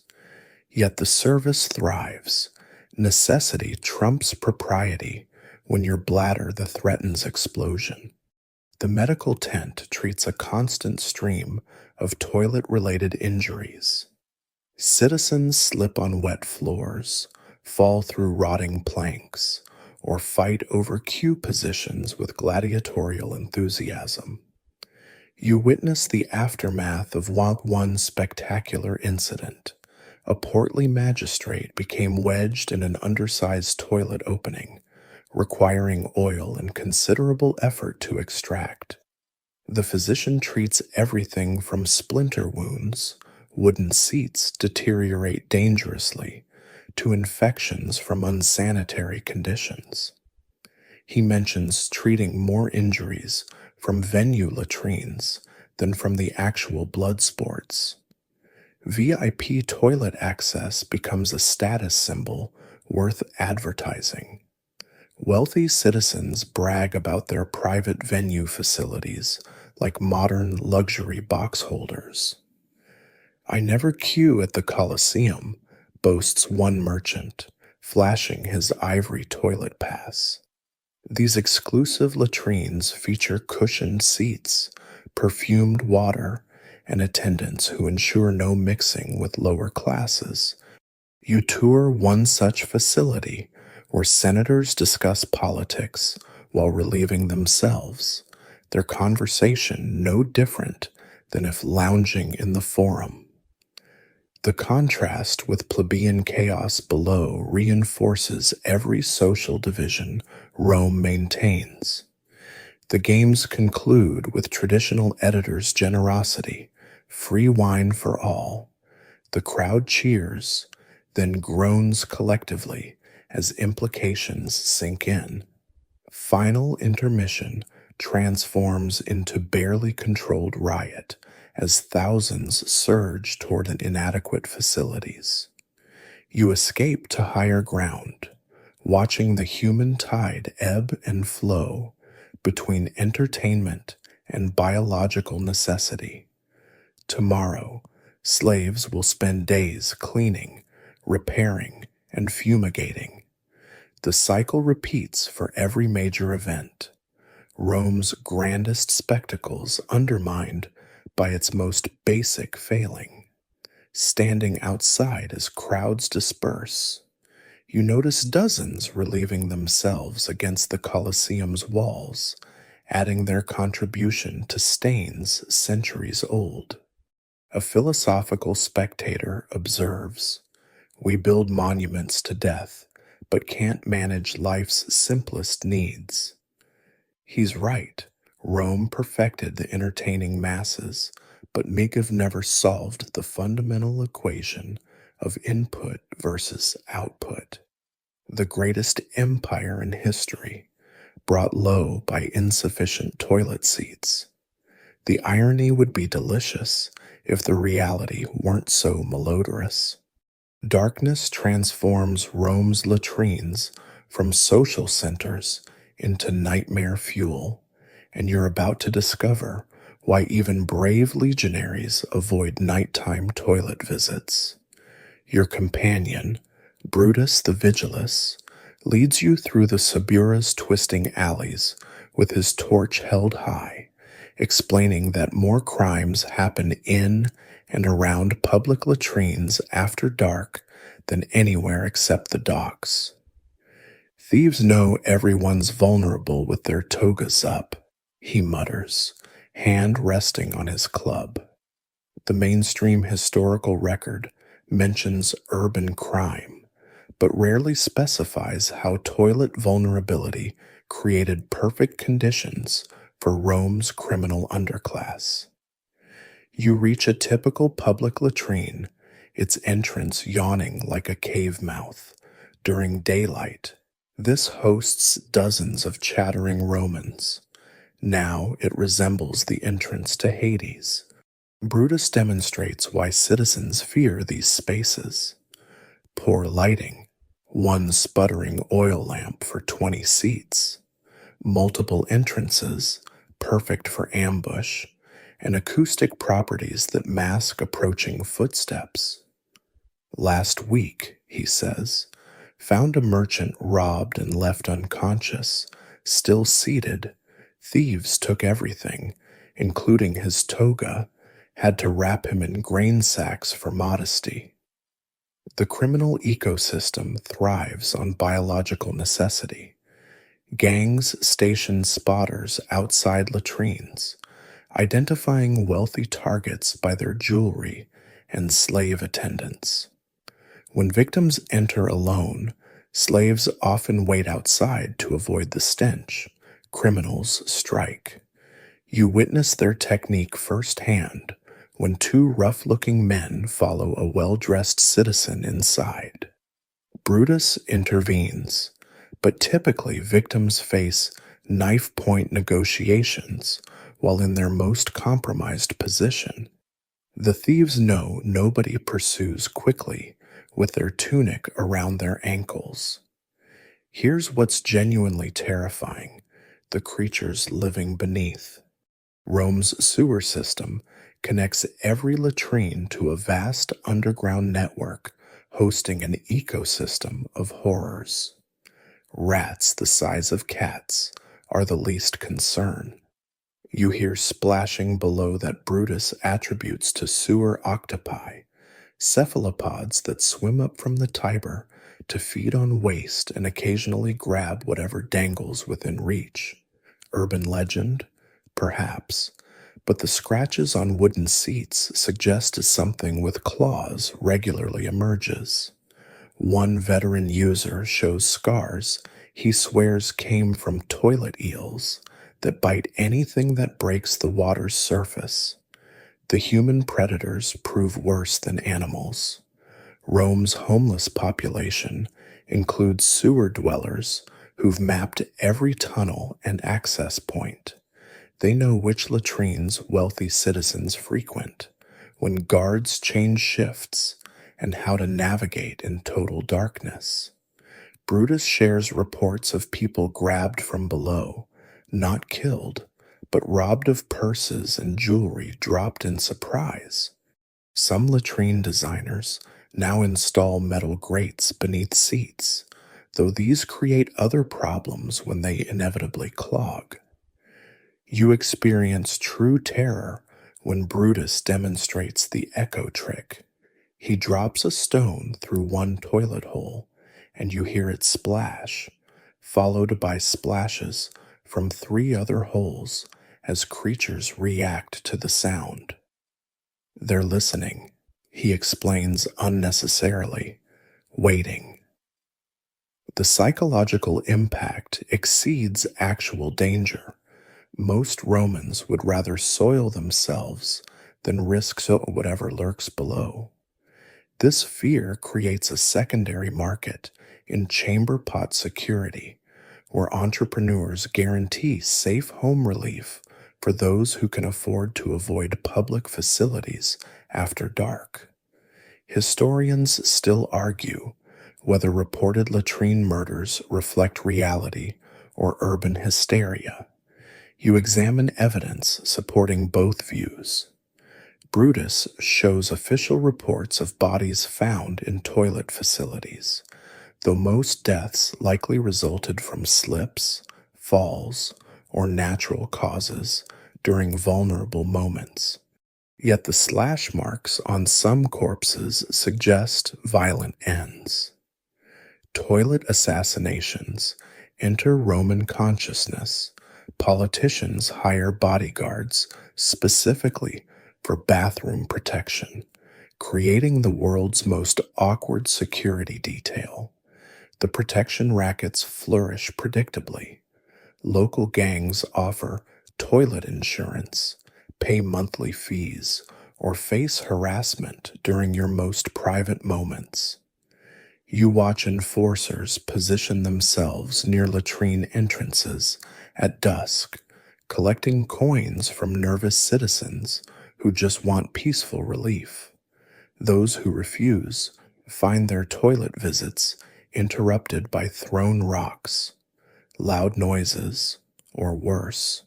One gang controls 6 latrines in the Aventine district, essentially taxing bodily functions. The authorities occasionally crack down, but new groups immediately fill the void. Supernatural fears compound practical dangers. Romans populate their latrines with ghosts of those who died badly, murdered while defenseless, drowned in sewage, or simply expired mid-movement. You meet an old woman selling protective amulets specifically designed for toilet safety. Blessed by 3 priests, she claims, guaranteed to repel both spirits and sphincter stabbers. Her crude clay pendants feature grotesque faces meant to frighten evil forces. Business thrives as darkness falls. Even skeptics hedge their bets when entering haunted latrines. The vigil's patrol reveals ongoing battles between order and chaos. Brutus checks each facility, routing sleeping vagrants and investigating suspicious sounds. At one latrine, we discover an elaborate theft ring. Children hide in sewage channels during closing, then emerge to rob midnight users. The image of waist-covered orphans clutching stolen purses captures Rome's darker reality. Brutus arrests 2, but admits dozens more operate throughout the city. Can't guard every shithouse, he sighs with professional resignation.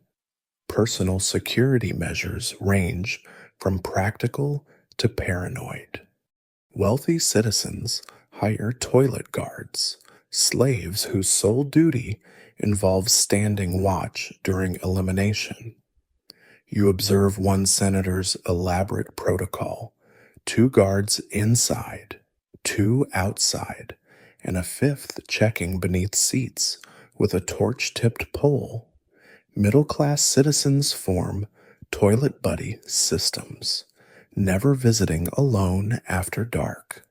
The poor simply avoid night visits, creating tomorrow's desperate morning queues. Everyone adapts to fear, normalizing precautions that would seem insane in daylight. The night's final stop proves most unsettling. This abandoned latrine, officially closed after incidents, attracts thrill seekers and desperately full citizens. Brutus won't enter. Even armed vigils have limits. Through the doorway, your torch illuminates overflowing waste, moving shadows, and scratch marks extending impossibly high on walls. Something splashes below, too large for rats. A sound emerges that might be wind through pipes, or might be something breathing. You back away quickly, understanding why Romans include toilet survival in their daily prayers. In daylight, these are mere public conveniences. In darkness, they become portals to every primal fear humanity carries. Tomorrow's dawn can't come soon enough. The screaming begins at dawn, not from pain, but from young Marcus attempting his first solo visit to the public latrine. His mother, Julia, physically drags the terrified 4-year-old toward the entrance while he clings to her stola like a senatorial candidate to his dignity. "The toilet demons will eat me," he wails, voicing every Roman child's deepest fear. You're observing childhood toilet training, Roman style, where practical necessity meets elaborate superstition in ways that would make modern child psychologists weep into their certification scrolls. Julia demonstrates the standard maternal approach: bribery, threats, and protective amulets in equal measure. She's tied a bronze fascinum, penis-shaped charm, around Marcus's neck, supposedly protecting against evil eye curses that specifically target vulnerable children mid-squat. "See, the charm keeps you safe," she soothes, though her white knuckles suggest she's not entirely convinced.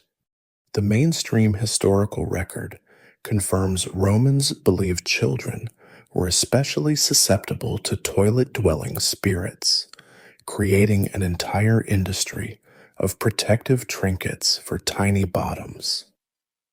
The training methods vary by social class.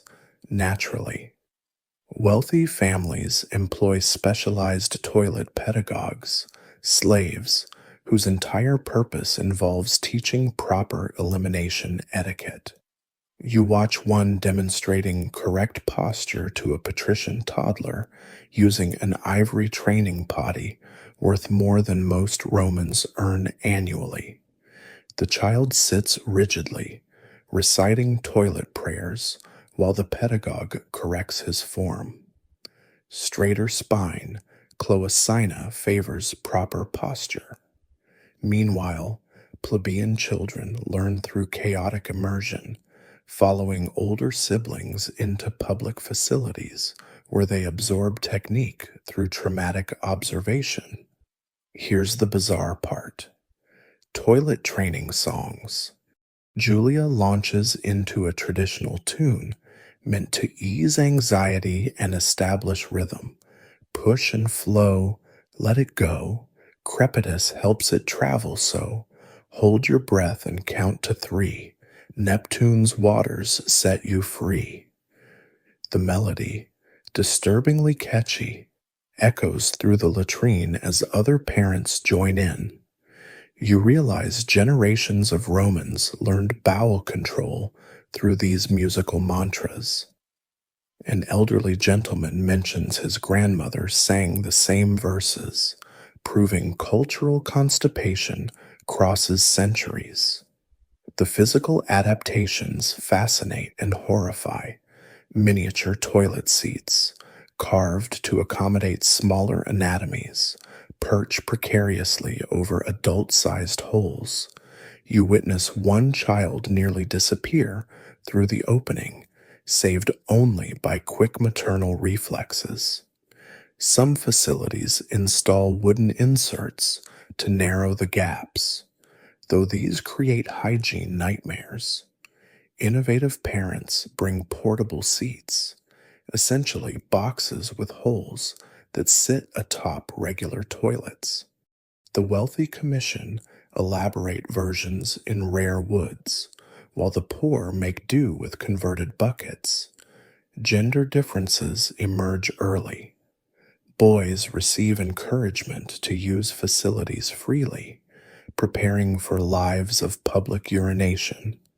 Girls face stricter protocols, learning to hold their water until finding acceptably clean facilities, training that explains why Rome has 3 male latrines for every female one. Julia whispers to her daughter about lady secrets for managing long market days without relief. You overhear recommendations involving strategic dehydration and intimate knowledge of every semi-private corner in the forum. Roman women develop legendary bladder control through necessity. Historians still argue whether Roman toilet training created lifelong psychological impacts. You observe evidence supporting permanent trauma. Adults who compulsively check beneath seats, childhood sewer monster fears, elaborate pre-toilet rituals, protective habits learned young, and peculiar phobias about specific latrine locations where childhood accidents occurred. One merchant admits he still whispers his childhood toilet prayer before every visit, 40 years after his mother taught it. The training shapes more than bodily habits. It molds Roman neuroses. The accident management reveals Roman parenting at its most creative. When young Marcus inevitably soils himself, Julia produces a complete change of clothes from her bag. Roman mothers learn to travel prepared. She cleans him with surprising efficiency, using sponges and vinegar solution, all while maintaining a stream of commentary about proper timing recognition. When your stomach speaks, you listen, she lectures. Other parents share knowing looks and spare tunics, creating an informal support network of mutual embarrassment. Competitive toilet training emerges among status conscious families. Parents brag about their children's precocious potty skills like modern milestone achievements. Little Gaius was fully trained by two, boasts one mother. Well, my Claudia could hold it through an entire Senate session by three, counters another. You witness a particularly ambitious father attempting to toilet train his infant, convinced early starts ensure superior sphincter control. The baby, unimpressed by paternal theories, demonstrates its opinion across his toga. Nature enforces its own timeline despite Roman ambition. The religious instruction intertwines with practical lessons. Children learn toilet prayers before they can properly conjugate verbs. Marcus recites his devotions with deadly seriousness. Great Cloacina, guide my movements. Mighty Crepitus, spare me pain. Noble Neptune, wash away all shame. His mother corrects pronunciation while checking his positioning. You realize Roman children navigate complex theological relationships with their bodily functions before understanding basic mathematics.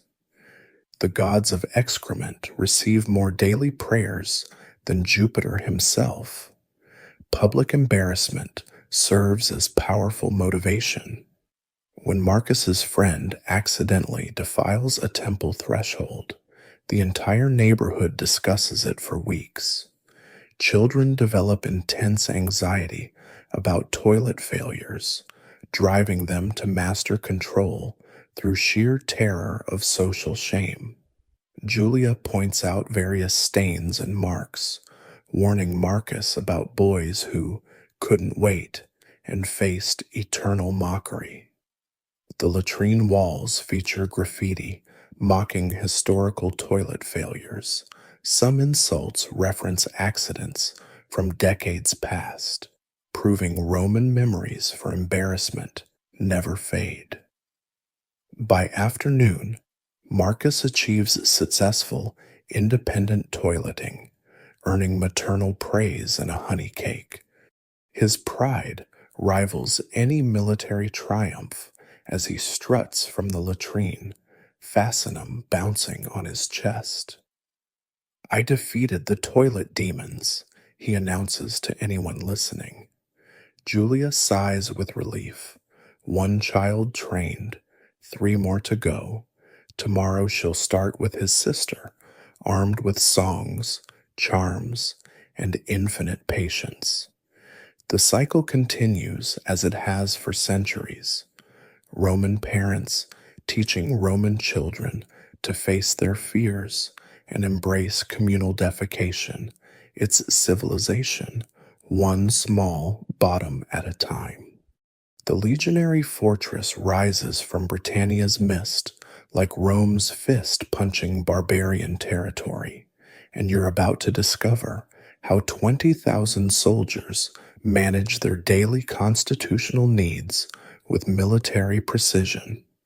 Marcus Centurius, your guide and veteran of 6 campaigns, leads you through the Porta Praetoria toward structures that prove Roman organization extends to every human function. An army shits on its stomach, he paraphrases the famous saying, gesturing toward the camp's latrine complex that would shame many civilian cities. The mainstream historical record praises Roman military efficiency, but rarely details how they transformed field sanitation into tactical advantage. The numbers alone stagger. Each legion requires facilities for 5,000 men, plus auxiliaries, camp followers, and slaves. The latrines stretch in perfect rows, aligned with military precision along the camp's edge where prevailing winds carry odors toward enemy territory, psychological warfare through strategic stench. You count 60 seats per building, 5 buildings per cohort section, all connected by covered walkways, ensuring soldiers never break formation, even for nature's call. The engineering reflects decades of campaign experience, distilled into standardized designs that work from Scottish highlands to Syrian deserts. The morning routine resembles battlefield maneuvers. Trumpet calls announce latrine times, different notes for different cohorts, preventing overcrowding through acoustic scheduling. You watch centuries move in formation, maintaining discipline even with urgent needs. No Roman soldier runs to the latrine, Marcus explains. We march with dignity or not at all. The synchronized movement of hundreds approaching toilets creates surreal military pageantry. Each man takes his assigned seat. Yes, assigned, with violations punishable by reduced rations. Order prevails even in excretion. Here's the innovation: portable field latrines. Roman military engineers developed collapsible toilet systems that travel with advancing legions. You examine one unit, ingenious wooden frames that pack flat on wagons, assembled in minutes to create multi-seat facilities. The waste drops into lined trenches, easily covered when camps move. Compare this to barbarian armies defecating randomly, spreading disease through their own camps. We conquered the world through superior bowel management, Marcus claims, only half joking. Sanitation wins wars as surely as swords. The punishment latrine deserves special mention. Soldiers who violate regulations face assignment to latrine duty, not just cleaning, but manually emptying waste trenches. You observe a cohort of disciplinary cases hauling sewage buckets to distant burial pits, their expression suggesting death in battle seems preferable. The duty serves multiple purposes: punishment, disease prevention, and agricultural preparation. Roman camps often leave surprisingly fertile fields behind. One soldier mentions he'll never sleep through morning formation again after a week of latrine punishment. Latrine discipline extends beyond basic use. Soldiers maintain conversation topics appropriate to military dignity, no gossiping about superiors while bowels move. Marcus demonstrates proper military toilet posture, back straight, eyes forward, weapon within reach. Barbarians attack during vulnerable moments, he explains. A Roman shits ready for battle. You witness this readiness when practice alarms sound.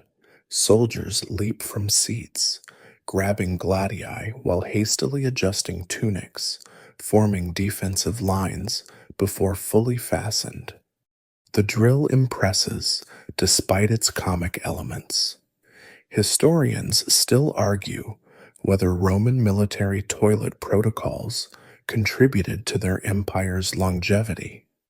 Evidence suggests yes, legionary camps suffer fewer disease outbreaks than contemporary armies, largely due to systematic waste management.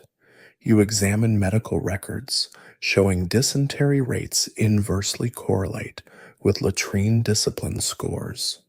Commanders who enforce toilet regulations enjoy healthier, more effective forces.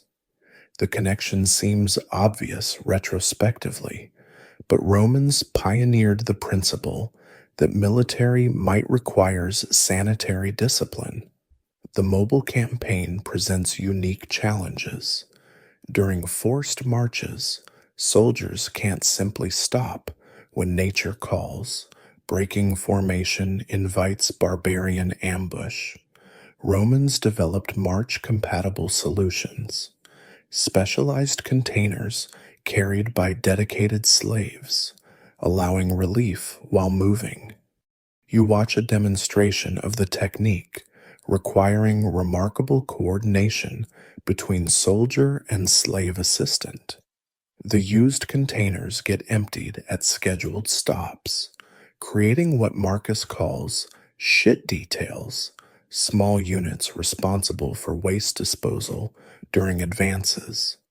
Glamorous? No. Necessary? Absolutely.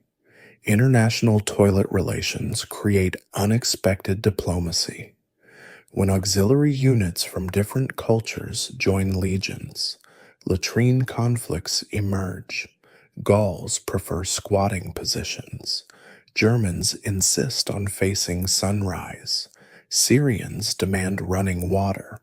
Roman flexibility shows here. Separate latrine sections accommodate allied preferences, preventing cultural conflicts over toilet technique. You observe a Syrian auxiliary performing elaborate ablutions, while Germanic warriors mock their fastidiousness. Roman centurions maintain peace through toilet apartheid, segregating incompatible bathroom cultures.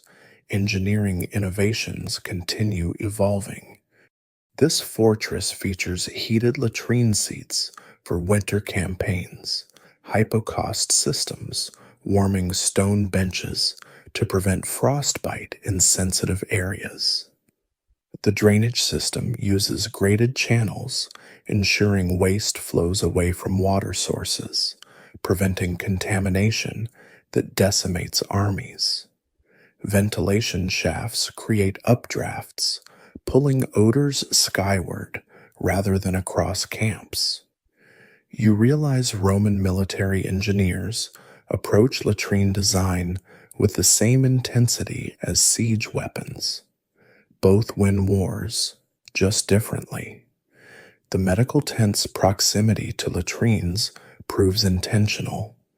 Camp physicians monitor soldier outputs for disease signs, catching dysentery outbreaks before they spread. You watch morning health inspections where medics evaluate elimination evidence, prescribing dietary adjustments or medications based on observations. The systematic approach prevents epidemics that historically destroy armies. One physician mentions that more enemies die from poor sanitation than Roman swords, biological warfare through superior hygiene. Evening brings latrine maintenance, a military operation itself. Specialized units armed with brushes, vinegar, and lime attack facilities with battlefield intensity. Every surface gets scrubbed, every channel flushed, every seat inspected for damage. The cleaning centurion treats his command seriously. Dirty latrines mean dead soldiers. His men work with precision, knowing tomorrow's inspection brings consequences for failure. The maintained facilities gleam, relatively, in torchlight, ready for another day's biological bombardment. Standing at the camp's edge, you observe the latrine complex from command perspective. These unglamorous structures represent Roman genius, identifying mundane problems and solving them systematically. While barbarians lose more warriors to disease than battle, Romans maintain fighting strength through toilet discipline. The empire's foundation rests as much on properly managed sewage as on military might. Tomorrow this legion marches toward enemy territory, confident in their superiority, not just in arms, but in answering nature's call like civilized conquerors. The barbarians never had a chance against an army that turned defecation into military science. The marble gleams like frozen milk in the afternoon sun, carved into a throne that would make emperors envious if emperors publicly advertised their toilet habits. You're in the villa of Lucius Maximus, Rome's premier latrine architect, who's revolutionizing how the ultra-wealthy approach their most private moments. Any fool can dig a hole, he declares, adjusting bronze calipers. But creating a defecation experience worthy of gods, that requires genius.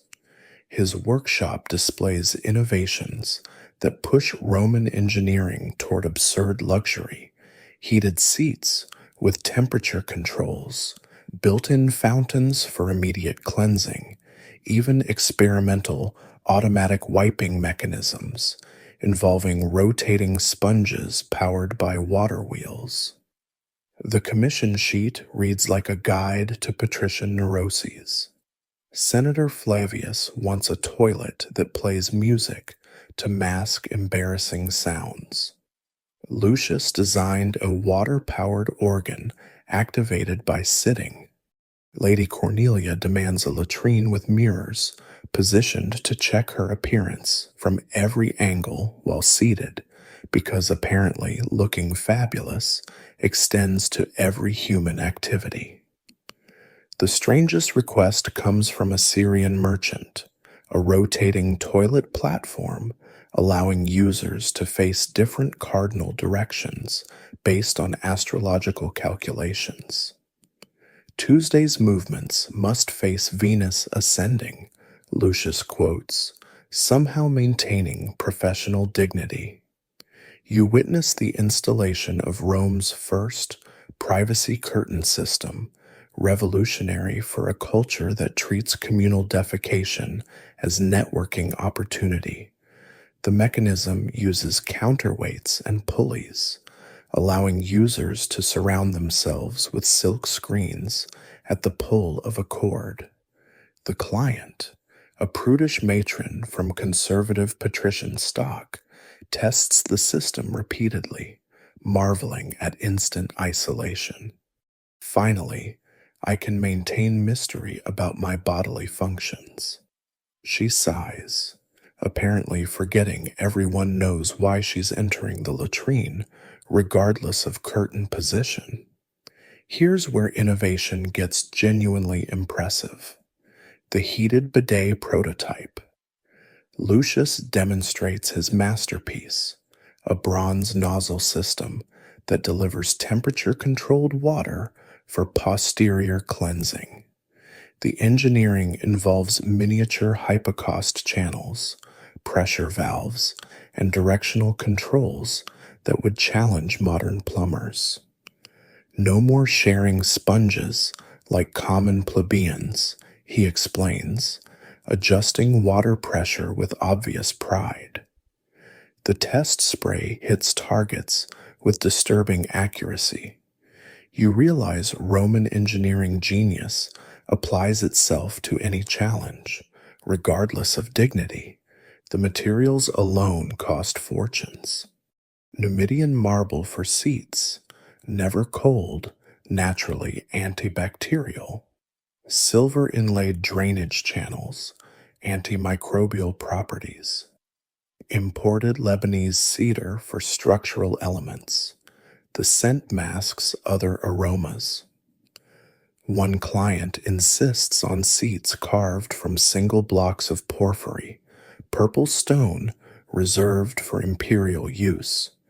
Technically illegal, but obtainable for sufficient denarii. Lucius shows invoices that exceed middle-class Romans' lifetime earnings, all for somewhere to sit while nature calls. Acoustic engineering reaches new sophistication. Traditional latrines echo every sound in embarrassing clarity, but Lucius designs absorption systems using hanging fabrics, angled walls, and strategic water features. His Silent Thunder model incorporates running water precisely calibrated to mask biological sounds while maintaining conversation-friendly volumes. You observe tests where assistants create various noises while Lucius fine-tunes fountain flows. The dedication to muffling flatulence represents human ingenuity at its most specific. Historians still argue whether such innovations improved Roman life or merely showcased decadence. The practical benefits seem minimal. Basic sanitation matters more than heated seats, yet the psychological impact proves significant. Clients report increased confidence, better digestion, and improved social standing from owning superior toilets. One merchant credits his custom latrine with securing a Senate appointment. When magistrates visited and experienced my facilities, they knew I belonged among Rome's elite. Toilet quality becomes another status marker in appearance-obsessed Roman society. The automation attempts push contemporary technology's limits. Lucius proudly displays his self-cleaning seat, a mechanism where water channels flush across marble surfaces between uses. The system works through ingenious lever arrangements activated by standing, though early versions occasionally malfunction, dousing users still mid-process. Another innovation involves automatic perfume dispensers triggered by occupation, ensuring pleasant aromas throughout visits. The complexity rivals aqueduct engineering, applied to humanity's simplest need. Custom decorations transform utilitarian spaces into artistic showcases. Clients commission elaborate mosaics for latrine floors. Maritime scenes remain popular, suggesting psychological connections between water and elimination. One wealthy widow insists on portraits of her deceased husband gazing up from beneath the seats, claiming his presence provides comfort during vulnerable moments. Lucius diplomatically suggests alternatives, but she insists, "Gaius always supported me in life. He shall continue below." The resulting artwork disturbs visiting relatives, but satisfies the client. The portable luxury toilet represents peak innovation, designed for wealthy travelers who refuse to endure public facilities. These masterpieces collapse into innocuous chests. You watch Lucius demonstrate assembly. Hinged marble panels form seats. Telescoping bronze pipes create drainage. Collapsible screens ensure privacy. The entire unit assembles in minutes, allowing patricians to maintain bathroom standards anywhere. The price equals a modest house, but clients happily pay to avoid plebeian toilet experiences. One senator reportedly travels with three, one for each residence, rather than risk sharing. Medical integration advances through wealthy hypochondriacs. Lucius designs diagnostic toilets with collection chambers, allowing daily stool analysis without handling samples. Built-in measurement systems track frequency and volume, satisfying clients obsessed with their outputs. One installation includes speaking tubes connecting the latrine to a physician's office next door, enabling real-time consultation during elimination. The doctor, paid handsomely for availability, offers advice through the wall while clients describe their experiences in excessive detail. Competition drives increasingly absurd innovations. Rival architects advertise toilets with wine holders, book stands, even miniature dining tables for those who multitask aggressively. Lucius counters with a design incorporating massage functions, vibrating seats powered by water pressure, though initial tests proved too enthusiastic, nearly launching users ceilingward. The race to create ultimate toilet luxury parallels other Roman competitions, proving humans will always push boundaries when status is at stake. As evening approaches, Lucius reveals his ultimate creation, a fully automated latrine he calls the Olympian Throne. At voice-activated water controls, self-adjusting seats conforming to individual anatomy, built-in health monitoring, even a mechanical attendant offering refreshments. The demonstration awes despite its absurdity.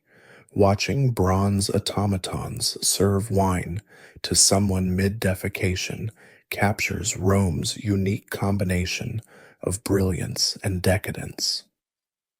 Next, I plan integration with household gods, Lucius muses, allowing prayers without interrupting the process. You leave convinced that Roman innovation knows no bounds, especially when wealthy citizens demand divinity-level toilet experiences. The empire may eventually fall, but its toilet technology reaches heights civilization won't match for centuries. The stench of decay permeates more than just Rome's failing sewers. It's 470 AD. And you're witnessing the empire's collapse through its crumbling toilet infrastructure, where once the Cloaca Maxima flowed with engineered precision, now backed up waste floods the forum during every rain. You stand with Cassius, one of the last municipal engineers, as he surveys a major latrine that hasn't been properly maintained in decades. We used to have 60 slaves for this district alone, he says, prodding a completely blocked drainage channel with his pole. Now I have 3 men and no supplies. Rome drowns in its own shit, literally. The population drain tells the story numerically, from 1,000,000 souls at its height. Rome houses barely 100,000 now. Entire neighborhoods stand empty, their abandoned latrines becoming breeding grounds for disease and crime. You explore the Sabura's ghost streets, where public toilets that once served thousands now crumble unused. Vagrants shelter in the marble seats. Cooking fires blacken walls decorated with obscene graffiti from prosperous times. One latrine's inscription still promises relief for all citizens, though citizens themselves prove scarce. The aqueduct failures cascade into sanitary catastrophe. Barbarian raids and simple neglect ruptured 9 of the 11 water supplies. Without flowing water, the miraculous sewage system becomes a stagnant nightmare. You witness desperate residents hauling buckets from the Tiber, itself contaminated by upstream sewage, to manually flush facilities designed for constant flow. The engineering marvel that once whisked waste to sea now backs up into homes, baths, and streets. During summer heat, the accumulated filth creates miasmas that empty entire districts. Here's the heartbreaking part. You meet former toilet attendants who remember the glory days. Quintus ran the Pantheon district facilities for 40 years, maintaining standards that would impress modern inspectors. Now he sits outside his ruined latrine, charging desperate users a bronze coin to access seats covered in human waste. I still clean what I can, he insists, though his tools amount to a broken brush and vinegar so diluted it's basically water. The pride remains even as the infrastructure collapses, Roman dignity outlasting Roman plumbing. The social breakdown mirrors physical decay, where once strict hierarchies governed toilet use, now chaos reigns. Patricians queue behind slaves at the few functioning facilities, their purple stripes meaningless when everyone shares the same desperation. You observe a senator's widow haggling with a Gothic mercenary over latrine access. He has the sword, she has the coins, and biology respects neither. The elaborate social dances of communal defecation dissolve into primitive scrambles for basic relief. Economic collapse eliminated entire industries. The fullers vanished when no one could afford clean togas. Urine merchants found no market when survival trumped sanitation. The elaborate toilet deity shrines stand empty. Even gods abandon cities that smell this bad. You discover abandoned workshops where craftsmen once created luxury toilet accessories, now looted for any saleable metal. One shop still displays a half-finished heated seat, its bronze fittings long since stolen, marble cracked from freeze-thaw cycles without maintenance. Historians still argue whether sanitation collapse caused or resulted from Rome's fall. You observe convincing evidence for both. Disease spreads faster through populations weakened by poor hygiene, while societal breakdown makes infrastructure maintenance impossible. The death spiral accelerates. Fewer people mean fewer resources for cleaning, which drives more people away, further reducing maintenance capacity. Cassius mentions entire families dying from waterborne diseases that proper sewers once prevented. We conquered the world, then forgot how to handle our own waste. The barbarian response proves telling. Gothic and Vandal conquerors, initially awed by Roman toilet technology, quickly abandon it as incomprehensible. You watch Germanic warriors puzzle over the elaborate latrine systems, eventually giving up and reverting to their traditional pit methods. One chieftain converts a senator's private marble toilet into a throne, apparently missing the irony. Without Roman expertise to maintain them, the facilities become monuments to lost knowledge, beautiful, useless, and gradually buried under accumulated filth. Religious transformation adds another layer. Christian leaders denounce the pagan toilet deities, ordering shrine destruction and forbidding traditional latrine prayers. But without Cloacina's psychological comfort or Crepitus's humorous relief, citizens face their biological needs with new anxiety. You witness desperate people leaving offerings at demolished shrines, begging defunct gods for regular bowel movements. The bishops offer prayers to saints, but somehow invoking Saint Peter while constipated lacks the specific relevance of purpose-built toilet deities. The new normality shocks anyone remembering better times. Children grow up believing toilets naturally overflow, that streets should smell like sewers, that disease is God's will rather than sanitation failure. You meet teenagers who've never seen functioning public facilities, who think chamber pots flung from windows represent civilized waste disposal. The collective memory of Roman hygiene fades within a generation. What took centuries to perfect vanishes in decades, leaving descendants to reinvent basic sanitation from scratch. Archaeological evidence in reverse. You observe future ruins being created.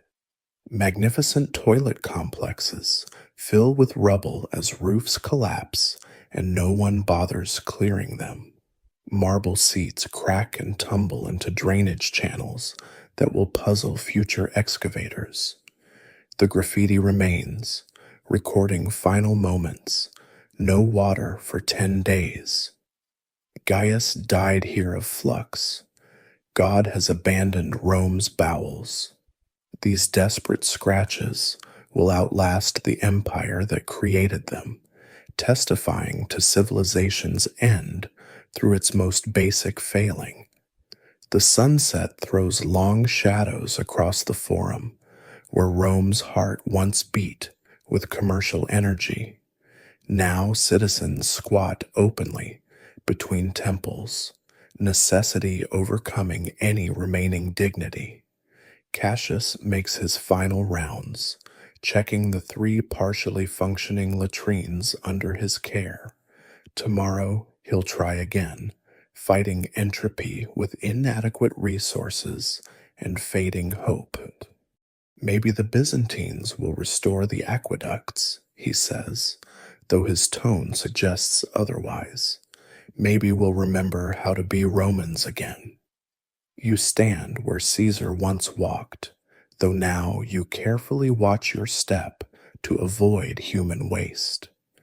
The eternal city proves decidedly temporary when its sewers fail. All the monuments, all the conquests, all the glory, reduced to citizens struggling for places to defecate safely. The empire that began with engineering marvels dies drowning in its own waste, a lesson in how quickly civilization retreats when we forget the fundamentals.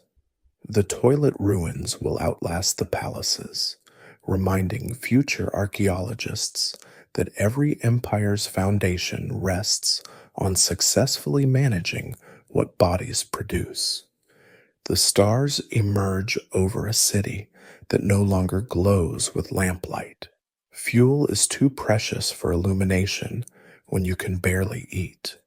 In the darkness, you hear the desperate sounds of failing civilization, chamber pots emptying, citizens fighting over latrine access, children crying from diseases proper sanitation would prevent. This is how Rome ends, not with barbarian swords or dramatic fires, but with backed-up sewers and forgotten maintenance schedules. The empire that perfected communal toilets dies, because no one remembers how to keep them flowing. And so, our journey through Rome's oddly organized toilets reaches its end, much like the empire itself. What began with magnificent engineering and social innovation concludes with abandoned latrines and forgotten knowledge. From the morning rush at pristine public facilities to the twilight of civilization measured in sewage backups, we've witnessed humanity's most basic need intersecting with imperial ambition. Perhaps that's the eternal lesson. Every society, no matter how grand, ultimately stands or falls on how well it handles the simplest human requirements. The Romans built monuments to their gods and their victories, but their greatest achievement might have been figuring out how to manage 1,000,000 people's daily constitutional needs until they forgot, and everything else crumbled with the toilets. Sweet dreams, and may your own facilities never fail you as Rome's did. In the darkness of history, remember that civilization is always just one broken sewer away from chaos, and appreciate every successful flush as the miracle of engineering it truly represents. Rest well, knowing that somewhere in time, Roman engineers perfected the art of communal defecation, even if their descendants forgot the recipe.